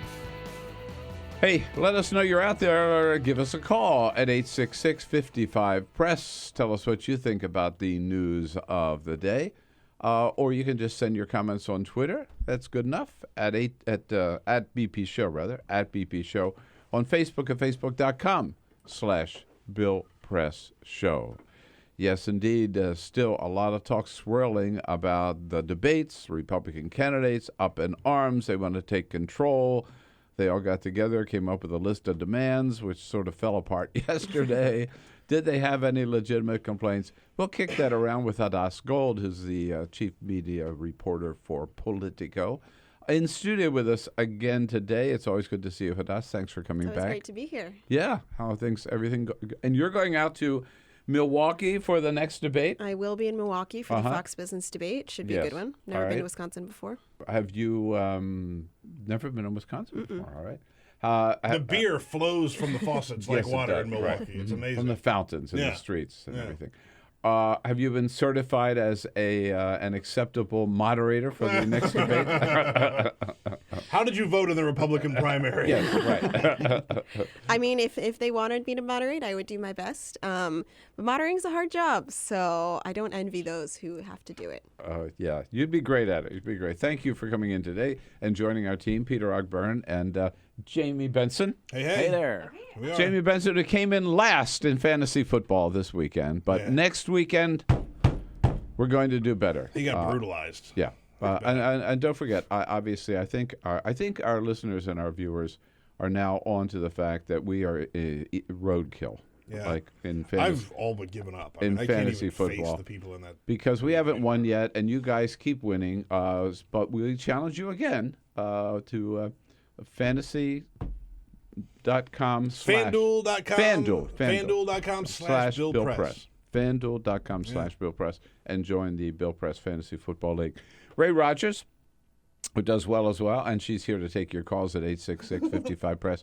Cyprian Bowling, he's kind of given up too. What do you think on that? Here's what I'll say. I'm guaranteeing that Jamie is going to come in first place this weekend. Wait. Yeah, you're right, flipping Jamie? the script now? So it used to be you guaranteeing that you were going to I guarantee Jamie is going to deliver a win, Bill. All right, I'm ready for it. I'm putting him on the line here. And again, thanks to Cyprian, our videographer. And the things have changed in the world of politics, which former President Jimmy Carter noted yesterday. He spoke at a forum, and he was asked about what he thinks about this field of all these candidates running. And Jimmy Carter said it was different, he says, back in 1976. I had 9 very competent people running against me then. There wasn't as much attraction then for someone who didn't have any government experience like there is now. Yeah, there wasn't as much attraction then for people who didn't know what they were talking about or had no government experience, unlike today, right? The less experience you have today, it seems... Yeah, people like the outsiders. The better you do. Yeah. Right? They want somebody that doesn't maybe even know how like a bill is passed.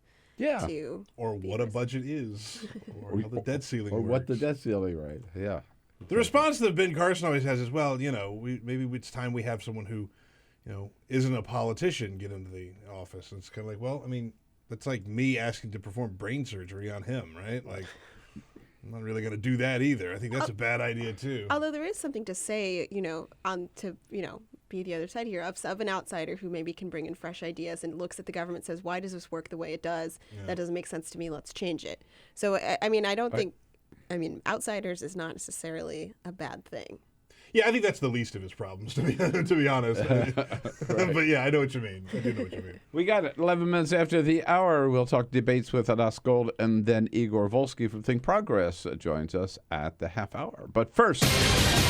This is the Full Court Press. Just a couple of other stories making news. Quickly going to the sports desk. A couple stories from the sports desk last night while most people were watching the NFL, while the Panthers beat the Colts 29-26.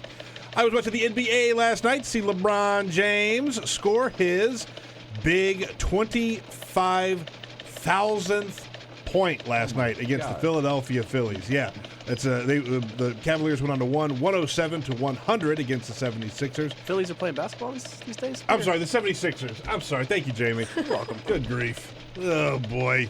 The Philadelphia 76ers. Thank you. They beat them 107-100, but the big news there, of course, is LeBron James scoring an alley-oop there early in the game to score his 25,000th point. That is he is the youngest player to ever hit that mark. There are still a couple of active players in the league who have reached that 25,000 point. Amazing. He is the youngest one to do it. Yeah, dominating. I like Guinness beer every now and then, right? You like Guinness beer? No. No? Okay. A Guinness beer every now and then is pretty good, but for all these years that Guinness has been around, Guinness has not been vegan, right? 256 years they've been brewing Guinness. It has not been, they use fish bladders in the brewing process. Whoa. Yeah, there's an enzyme inside of the fish bladder that actually... Now I really don't Yeah, like no, I Guinness know, beer. right? Right, okay. But it's a clarifying enzyme, right, that makes the beer a little clearer to drink, which is odd considering it's Guinness and you can't see, through the glass. But I wonder what it would be without the fish bladders. Yeah, right? Yeah, good point. But so they're saying after 256 years, they found a vegan way to make their beer, to brew their beer. They're not going to be using fish bladders anymore. So it will be vegan.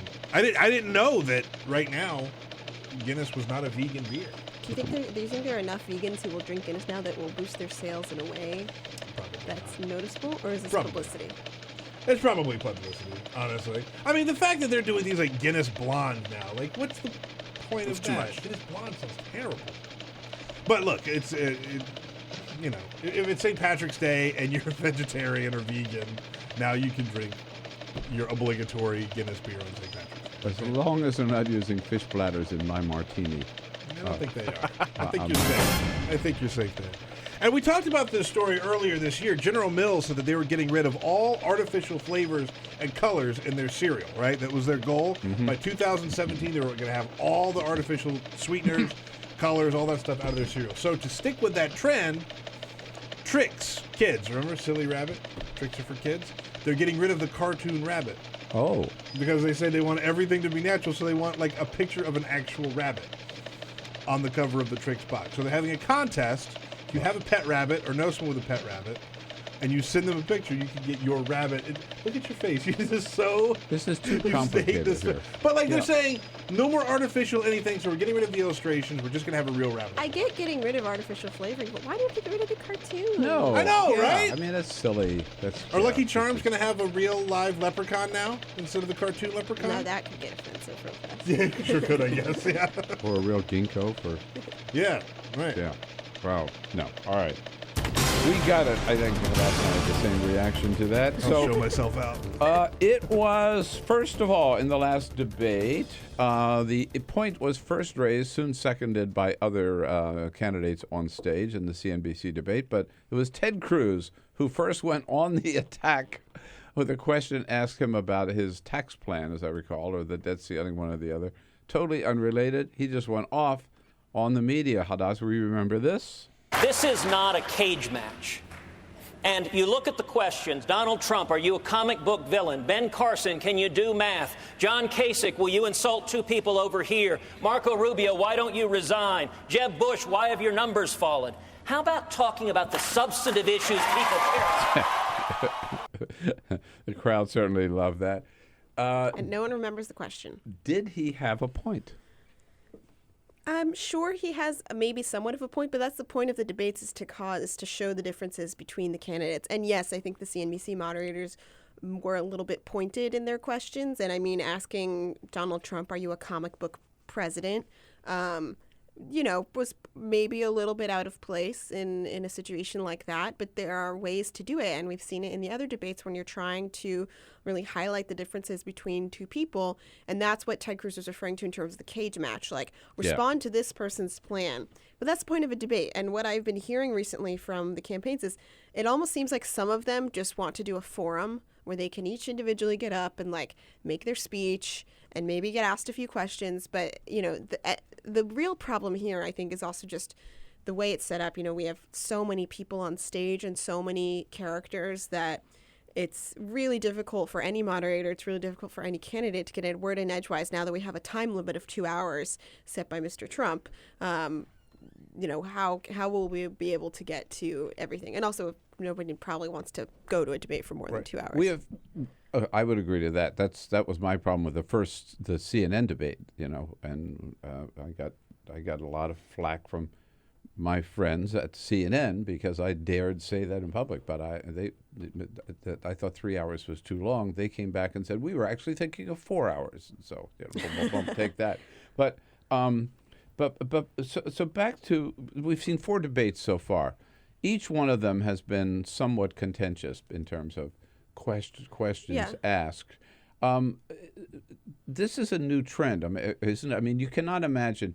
I can't think of a Jim Lehrer who did so many debates, right? Or Walter Cronkite or Dan Rather asking questions. They ask tough questions, but asking questions like that. Aren't you a comic book character? Yeah, it's definitely unique, and I think it's also what you're seeing is the. I think it was even like Bill Maher might have brought this up where he said it's just the amount of money now and the amount of attention that this race has brought. I mean, these ratings are killers for these networks. Yeah. I mean, they are they're the highest thing next to sports events that these cable networks have ever seen. I mean, getting 24 million for a cable news network is insane. And even CNBC, which has had the lowest one so far, has 14 million, which is still like the highest. If it had just been by itself, it would have been the highest debate rating, at least since the last one. They want to create the drama of the debate stage. I mean, you just look at their promos, before this, even before the CNN Democratic debate, which a lot of people would argue was like a lot quieter compared to these ones. They were setting up as like first time Hillary Clinton versus Bernie Sanders, ding, ding, ding, and that's what they want to do. And by asking these big questions and by creating this controversy, it creates more people wanting to watch. In fact, now Fox News is out with its ad promoting its debate, which is a week from tonight. And they're saying, we're going to do what CNBC should have done. Should have done. Yeah, good point. Here it is.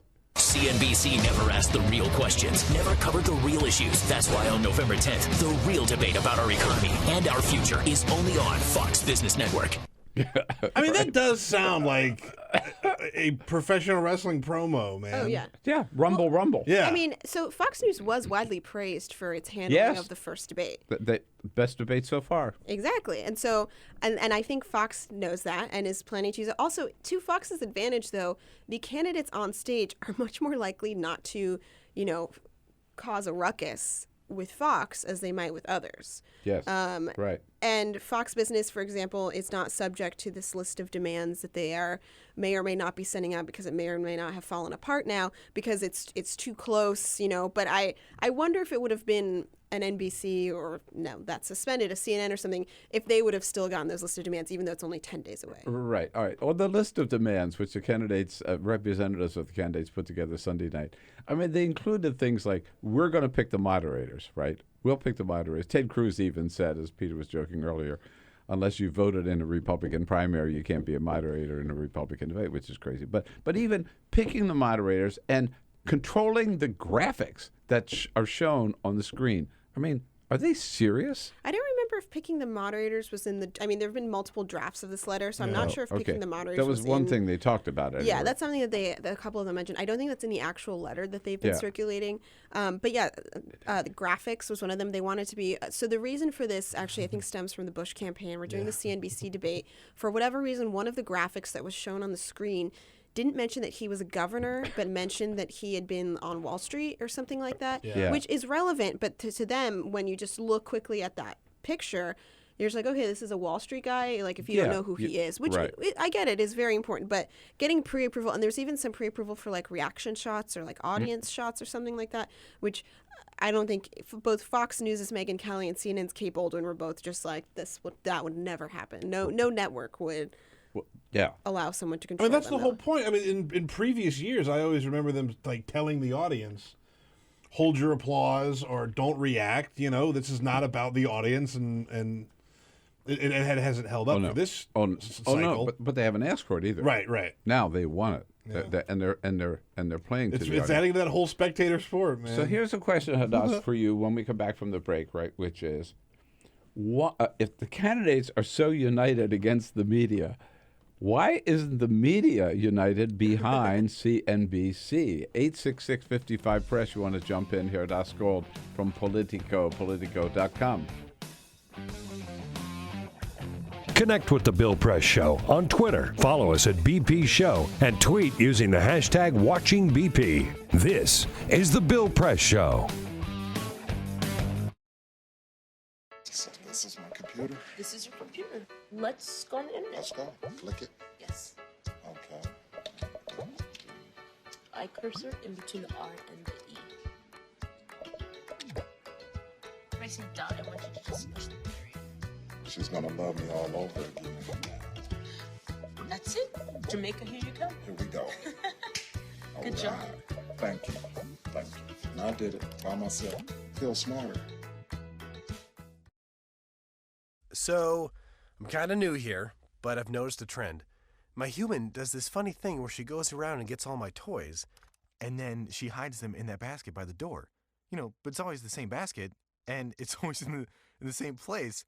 And then she acts so surprised when I find them, but, she's putting them in the same basket. Again. It's like, hello? That's where you put it last time. You were the worst at hide and go seek.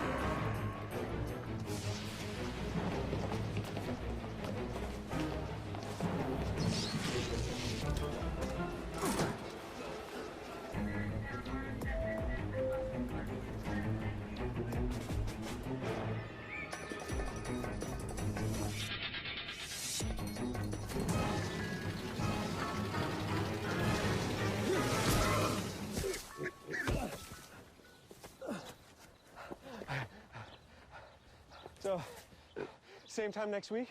Well, of course. Put away a few bucks, feel like $1 million. For free tips to help you save, go to Feed the Pig.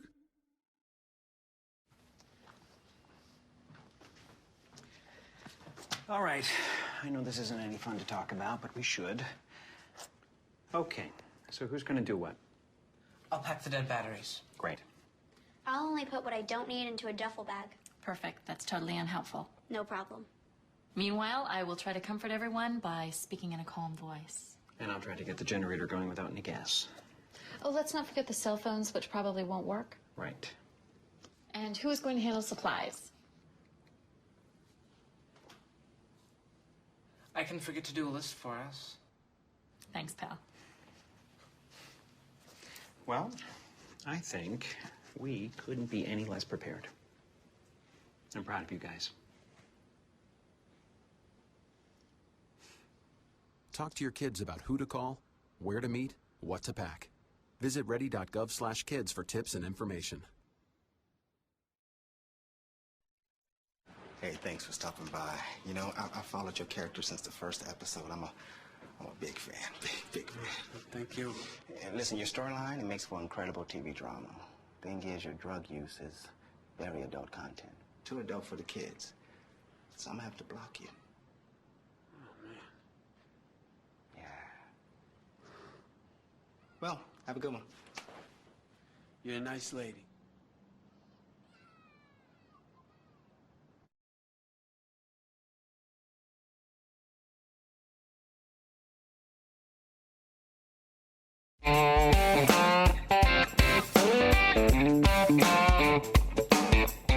This is the Bill Press Show. 26 minutes after the hour, she reports on media for Politico. Hadas Gold in studio with us. Before we get back to the debate question, have you seen Truth? I have not yet, but I want to. You must. You must. Very good. I saw it Saturday night. Spotlight. Pardon me? Spotlight, the movie about the Boston Globe. And yeah, right. I want to see that too. Scandal. Right. But Kate Blanchett plays a wicked Mary Mapes, and she's really the star of the show. Do you know Mary? We've interviewed her. We had her on the show earlier this week. Or last week. Last Friday. week, yeah, right. It's a very powerful film. Sort of a sad ending because Dan Rather was forced to resign, and she hasn't worked in TV since. And she lost her job, hasn't worked in TV since, and yet they had the story right. They just a little sloppy the way they got there. But the question, though, is why don't you see journalists, right, saying, wait a minute, we're doing our job by asking tough questions. I don't find too many journalists willing to stand up and defend their colleagues. You mean at CNBC specifically?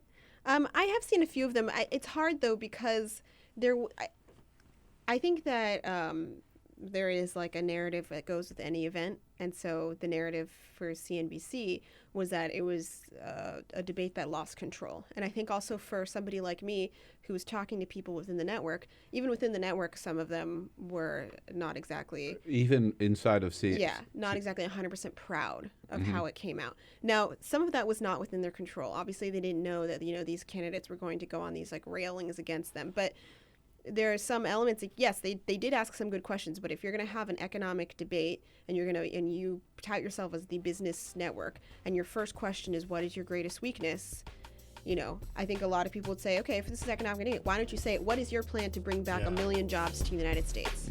Tell me how you're going to do that. That sounds a little bit more. So more people aren't defending them because they really did kind of screw it up, I guess, huh? They didn't. I don't think they 100% screwed it up, but I think that people are looking and say, yeah, I think there could have been some more. All right. Let's go. Great to have you in here today. Thanks for all your good work. Politico.com. Have fun in Milwaukee. This if that's is the Bill Press Show. Good beer.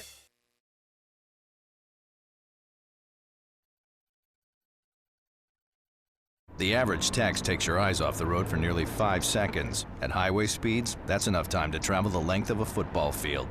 Stop the texts. Stop the wrecks. Before now, it's been difficult for criminals like us to know which states have loose gun laws. How would a criminal like me know which states permit me to carry loaded guns in their amusement parks, golf courses, or beaches? I have some violent friends. We all wear leather jackets and scream at women. And we want to find out which states we can buy and sell guns easily. crimadvisor.com. That's the site to find out where it's easiest for felons and fugitives to buy, carry, and even traffic guns. That's why I love Arizona, where I can go see the beautiful Grand Canyon and carry a loaded gun without even having to get a background check. You would fail that background check. I'm sure of it. Now, what about a road trip? What states can I go to fill my trunk with guns and take it back home for my even more dangerous friends? CrimAdvisor has a list for that. That's so unreasonable. Our traffickers' top 10. Nevada! What happens in Vegas may have to stay in Vegas, but your guns don't. Bring them over to California and sell them. The market up there is hungry for guns. I understand that crimadvisor.com will tell me which states really cater to us criminals and creeps, but what about the states where we're not so welcome? The ones that don't get us? I don't even like saying the name of these states, but California, Connecticut, Maryland, and New York all have laws to keep guns out of the hands of people like us. I want to shoot California so bad. Boo, California. Boo, go home. Wow. crimadvisor.com has all this information? Sure does. crimadvisor.com. Plan your perfect getaway. Oh, like TripAdvisor. Oh.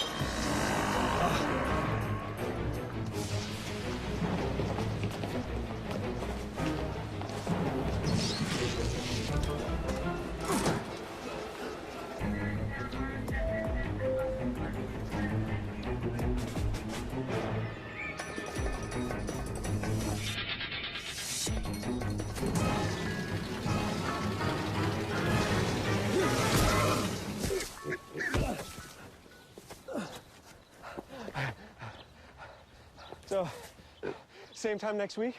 Well, of course. Put away a few bucks, feel like $1 million. For free tips to help you save, go to Feed the Pig. What the frack? What the frack? What the frack? What the frack? President Obama, are you fracking kidding me? Reopen the EPA studies. In Texas, Wyoming, and Pennsylvania. Fracking pollutes our oceans. Fracking poisons our water. Fracking makes climate change worse. Fracking relies on toxic chemicals that cause cancer. Ban fracking now. Ban fracking now. Go on. Ban it. Ban fracking now. Please.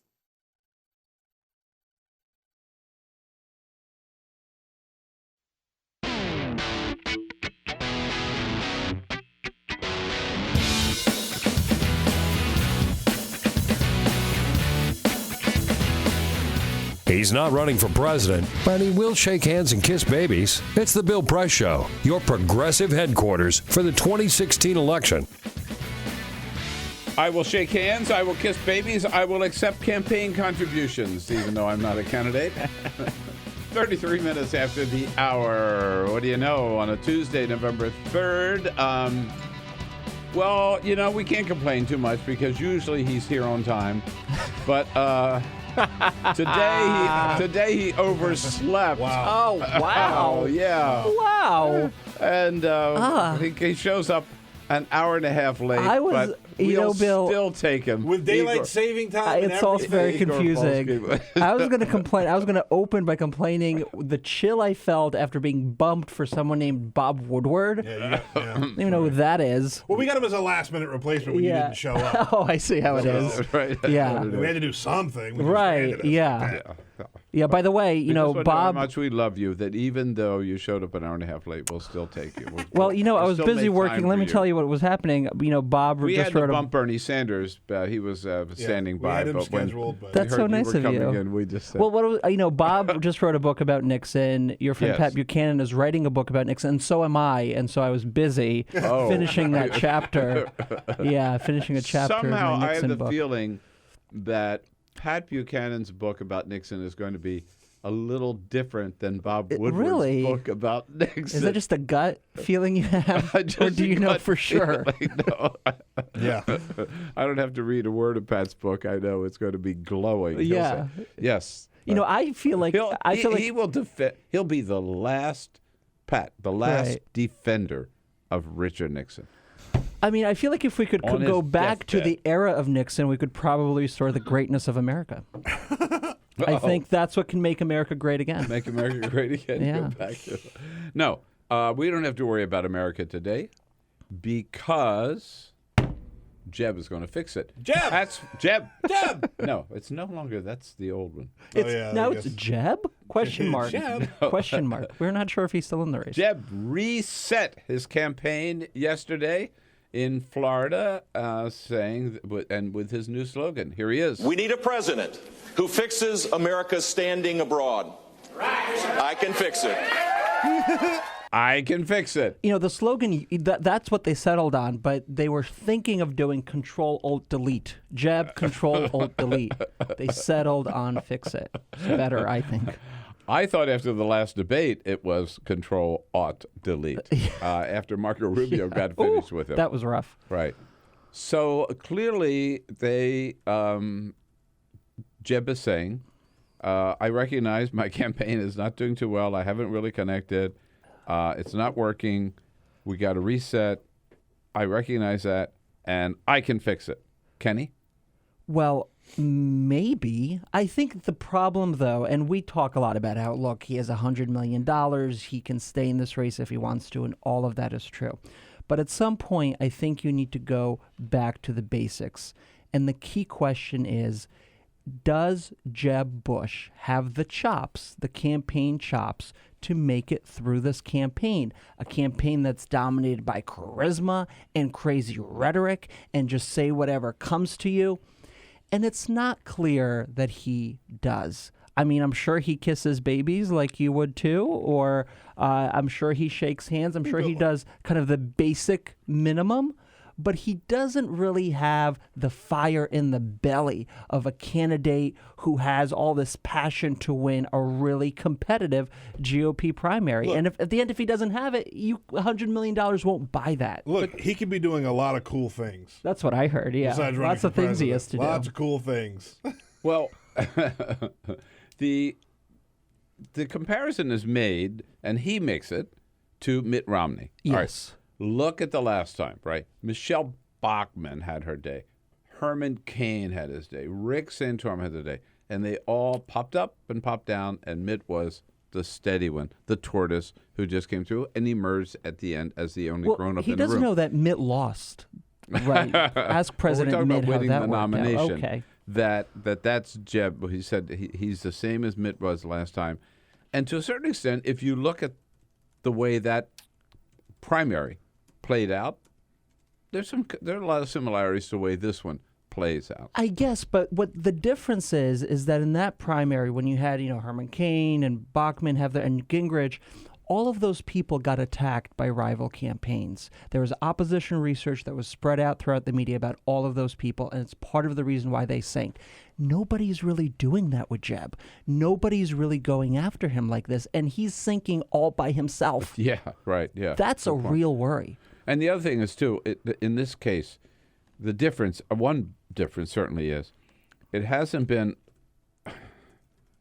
up and down one day. Donald Trump has dominated for like 100 days. Yes. And now maybe it's Ben Carson. But the two of them have dominated consistently, steadily, 1 and 2 or 2 and 1, all the way through, right? So the thing Jeb Bush brings to the table is experience of actually getting something done, as he did in Florida. I mean, he keeps talking about he that. He keeps talking about that, but nobody Marco. cares. But nobody cares that he did something. They want to be kind of brought in by this charisma and passion of somebody younger who promises them the stars and the moon, and of course probably won't be able to deliver. Right. So that explains. By the way, Jeb is also. I kind of like the slogan. I can fix it, or he can fix it, or whatever, because it applies not only to his own campaign. I'm not saying it's going to work. Yeah. I was saying I think as a political strategist, I think it's clever because it also applies to. Syria's broken. I can fix it. Right. The economy's broken. I can fix it. You name it. I can fix it. Kind of works, and I think people. And to be fair, hiring a handyman. To be fair, I think Schneider. out of He's the Schneider all of a sudden. out of the Republican field, he's probably the one who could take the best stab at fixing it. I think. I think people would generally agree with that. They're just not excited to have him do the job, I guess. Okay, so if you don't trust Jeb to fix it, why would you trust Ben Carson to fix it?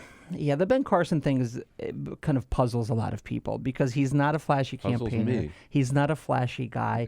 He does have a fascinating personal story, and I guess there's something to be said for a very calm demeanor, and he is not this politician lawyer that we see all the time, and that appeals to people. Now, you look inside of his polls, and some 80% of his supporters say, we're not sure if we're really going to vote for him, but we like him today. And the question is, will he be able to sustain that throughout the primary? Will people actually cast their votes for Ben Carson? Probably not. And that's really the test when you're in that voting booth and you actually have to vote. You actually have to pick who you think will be the next president. It's probably not going to be Trump. It's probably not going to be Ben Carson. So then and this is a game that works for Jeb, then we're left with Marco Rubio, we're left with Jeb Bush, and maybe John Kasich if he sticks around, if he has enough money to kind of keep floating. I mean, those are the three guys who I think Republicans really have to choose from. And Jeb Bush has to make the case that out of those three electable candidates, he's the best one who can fix it. You mentioned Marco Rubio. Everybody's calling the latest poll numbers Rubio rising. Yes. By the way, after the second debate, it was Carly rising. That sort of petered out. But now, what are the latest numbers, Peter? This is the NBC News Wall Street Journal poll that shows Ben Carson surging to 29%, Donald Trump at 23%, so they're still the two frontrunners. But this was Marco Rubio's moment. He jumped up to 11%, followed by Ted Cruz at 10%, Jeb Bush at 8%, and then Carly, Kasich, Huckabee, Christie, all at 3%. Wait, so this is just New Hampshire, correct? No?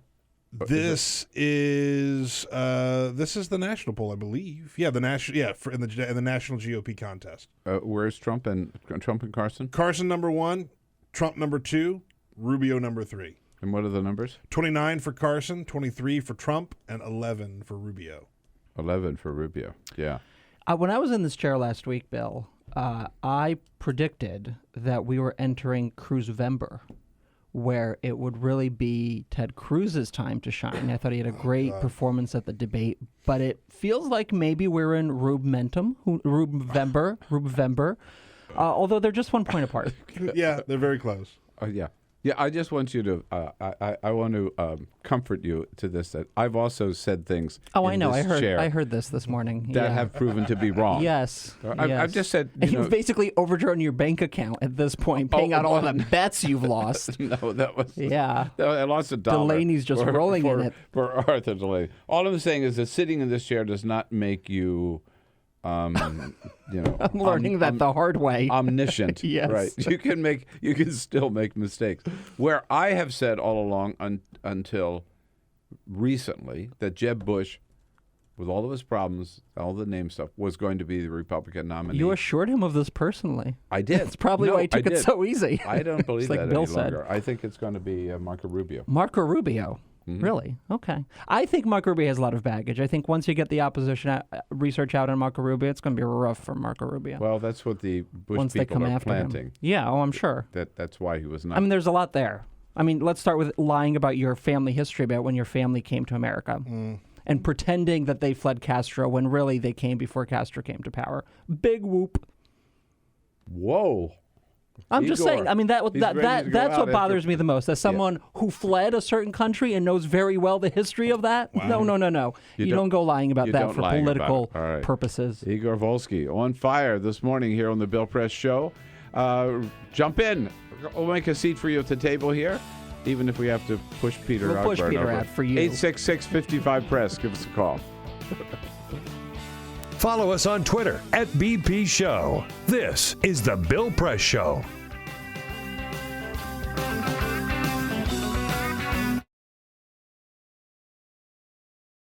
It is possible to read the history of this country as one long struggle to extend the liberties established in our Constitution to everyone in America. In other words, who, according to our laws and culture, gets to be considered a person? The law creates legal personhood, and movements create law and change culture. So, how have the courts passed laws to shape our culture? That history goes way back before Citizens United. 1819, Dartmouth College versus Woodward, Supreme Court case, turned a corporate charter from a government-granted charter to a contract. This ruling gave corporations standing within the Constitution. 1886, Santa Clara County versus Southern Pacific Railroad. Though the court did not rule on corporate personhood, the decision was subsequently cited as a precedent to hold that a private corporation is entitled to the same 14th Amendment rights of due process and equal protection as human beings. This makes it impossible for us to make laws that treat local businesses any differently than giant multinational corporations, even if their business practices are deemed to be harmful to workers, the environment and communities, or if they have a history of violating the law. Hale versus Henkel, 1906. The court granted corporations the Fourth Amendment search and seizure protection. Dodge versus Ford Motor Company, 1919. The Michigan Supreme Court says the business corporation is organized and carried on primarily for the profit of the stockholders. Stockholder primacy is established. The purpose of the corporation, according to the court, is no longer to serve the public good, as it had been. It is now to maximize profit for shareholders above all else. Pennsylvania Coal Company versus Mahon, 1922. Corporations get the Fifth Amendment takings clause, meaning if you pass a regulation that impacts a corporation's ability to make a profit, that is deemed a taking, and they can sue for the right to future profits lost. This creates a chilling effect, and local and state governments become much more hesitant to pass laws in the public interest for fear that corporations can claim loss of potential profits that cities and states will be on the hook to pay. Buckley versus Vallejo, 1976. The Supreme Court rules that spending money to influence elections is protected under the First Amendment, in effect saying that money is speech. Citizens United versus Federal Election Commission, 2010. Today, the Supreme Court of Chief Justice John Roberts declared that because of the alchemy of its 19th century predecessors in deciding that corporations had all the rights of people, any restrictions on how these corporate beings spend their money on political advertising are unconstitutional. The court's ruling threatens to undermine the integrity of elected institutions across the nation. It's a rejection of the common sense of the American people.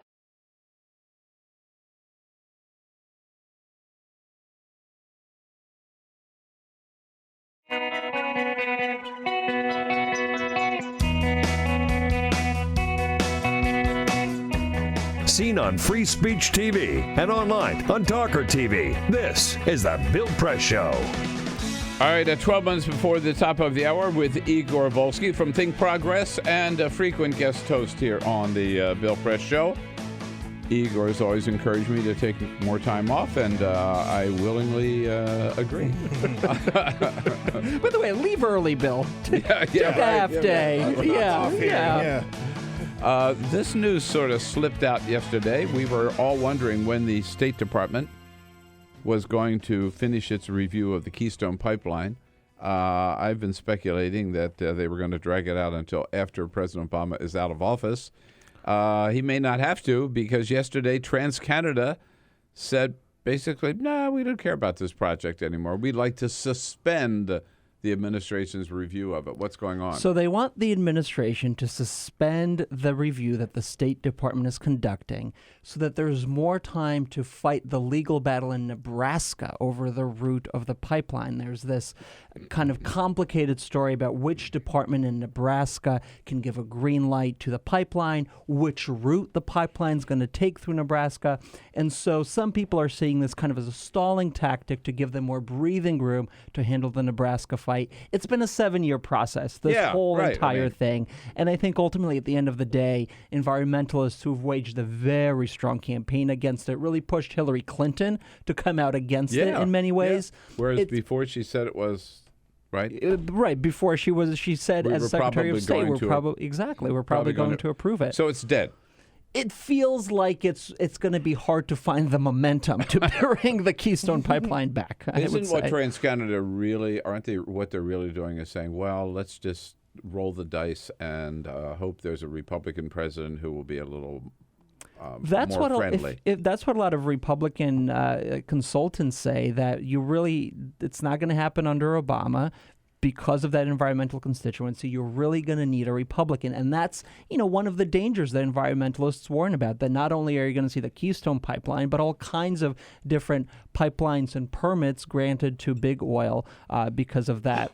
I guess ideological difference that the two parties have, or maybe perhaps it's a money difference as well. On another front, we talked in the last hour with Kristina Wong from The Hill about the fact that after promising no ground troops in Syria, President Obama Friday, he did not announce this. It sort of leaked out of the White House that we've sent 50 American troops into into Syria rather, on the ground, wearing boots. Broken promise. Yeah, these are special forces that he sent in. By all accounts, they're very capable, probably the most capable of our fleet, if you will. The question, of course, is what can this accomplish? And there's a certain hope within the administration that there's Kurdish forces that have been very successful in fighting ISIS. Mm-hmm. And the administration believes that if you give them the support of these special forces, as well as, of course, the aerial war that is ongoing, that maybe you can make headway and prepare for what eventually they see as a big attack on Raqqa, which is, of course, the capital of where ISIS is concentrated in Syria. Now, we've heard these promises before of retaking all of these areas in Syria where ISIS has a stronghold. They haven't come true. The long game is to start negotiations, which John Kerry, the Secretary of State, is heading up with Russia and Iran to begin a process to move Bashar Assad out of Syria, because they feel that's the only way you can really defeat ISIS. He's a magnet for a lot of this extremism. If you find a political solution to move him out, maybe you can begin to solve the ISIS problem. But the meantime, we have a president who pledged over and over again. I point out in my column in the Hill this morning, we will not have any combat troops in Iraq. In Syria. There's also troops in Iraq. 14,000 or something.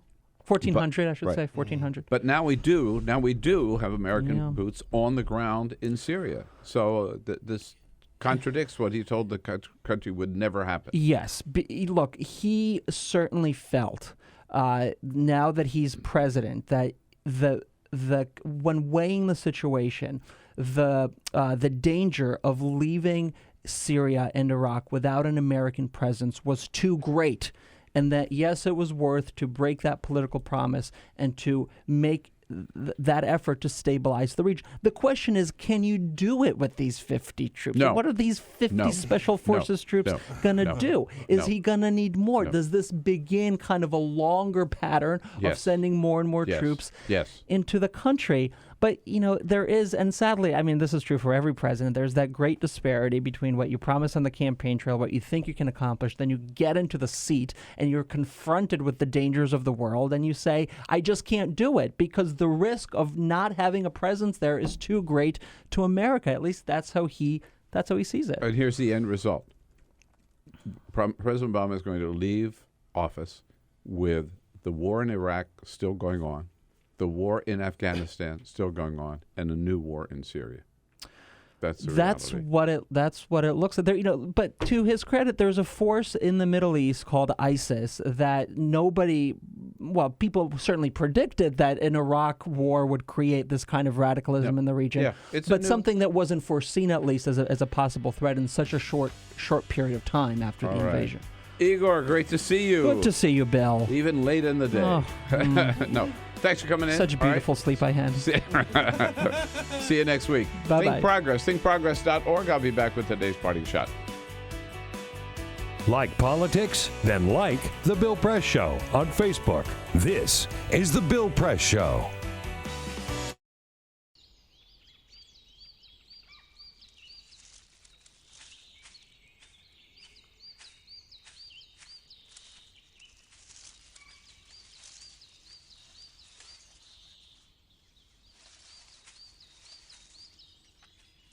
At Earth Justice, we defend the environment in the courtroom. Join our fight. When you take a seat, you take a stand. Earth Justice, because the Earth needs a good lawyer. Broadcasting around the nation, on your radio, on your TV, and online. This is The Bill Press Show.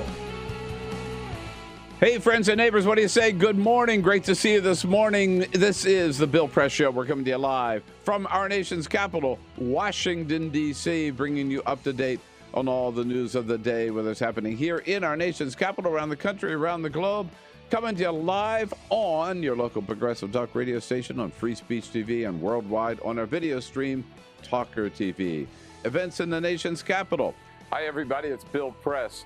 This year marks the 10th anniversary of doing the Bill Press Show, every day covering the news of the day with the nation's top newsmakers, either on the line or in our studio right here on Capitol Hill in Washington, D.C. Not only that, I go to the White House briefings every day to get answers to the top questions of the day. Bottom line, if it's happening in Washington, D.C., either at the White House or the Capitol, we are all over it. Every day, we welcome to our studio political leaders and reporters and labor leaders and newsmakers to help us understand the issues of the day. You know, we started out as a radio show only, but over the years, we have branched out to all forms of the new media. So today, we're not just a radio show. We are podcasting, streaming audio, streaming video, and we are simulcast live on Free Speech TV nationwide. Reaching out to 40 million households on Free Speech TV, in addition to hundreds of thousands on local radio stations and online. AFGE is so proud to be associated with this show and looks forward to being working with Bill and this show for a long time. Bill Press is the right man at the right time with the right message.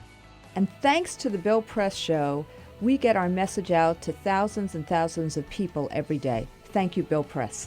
The Teamsters are a proud partner with Bill Press on his show, telling the truth about what's going on with working families. Tune in. Yes, it's been a fun and exciting 10 years so far for the Bill Press Show. We're looking forward to many more with all of you, broadcasting live every morning from the nation's capital. On your radio, on TV, and online. This is The Bill Press Show.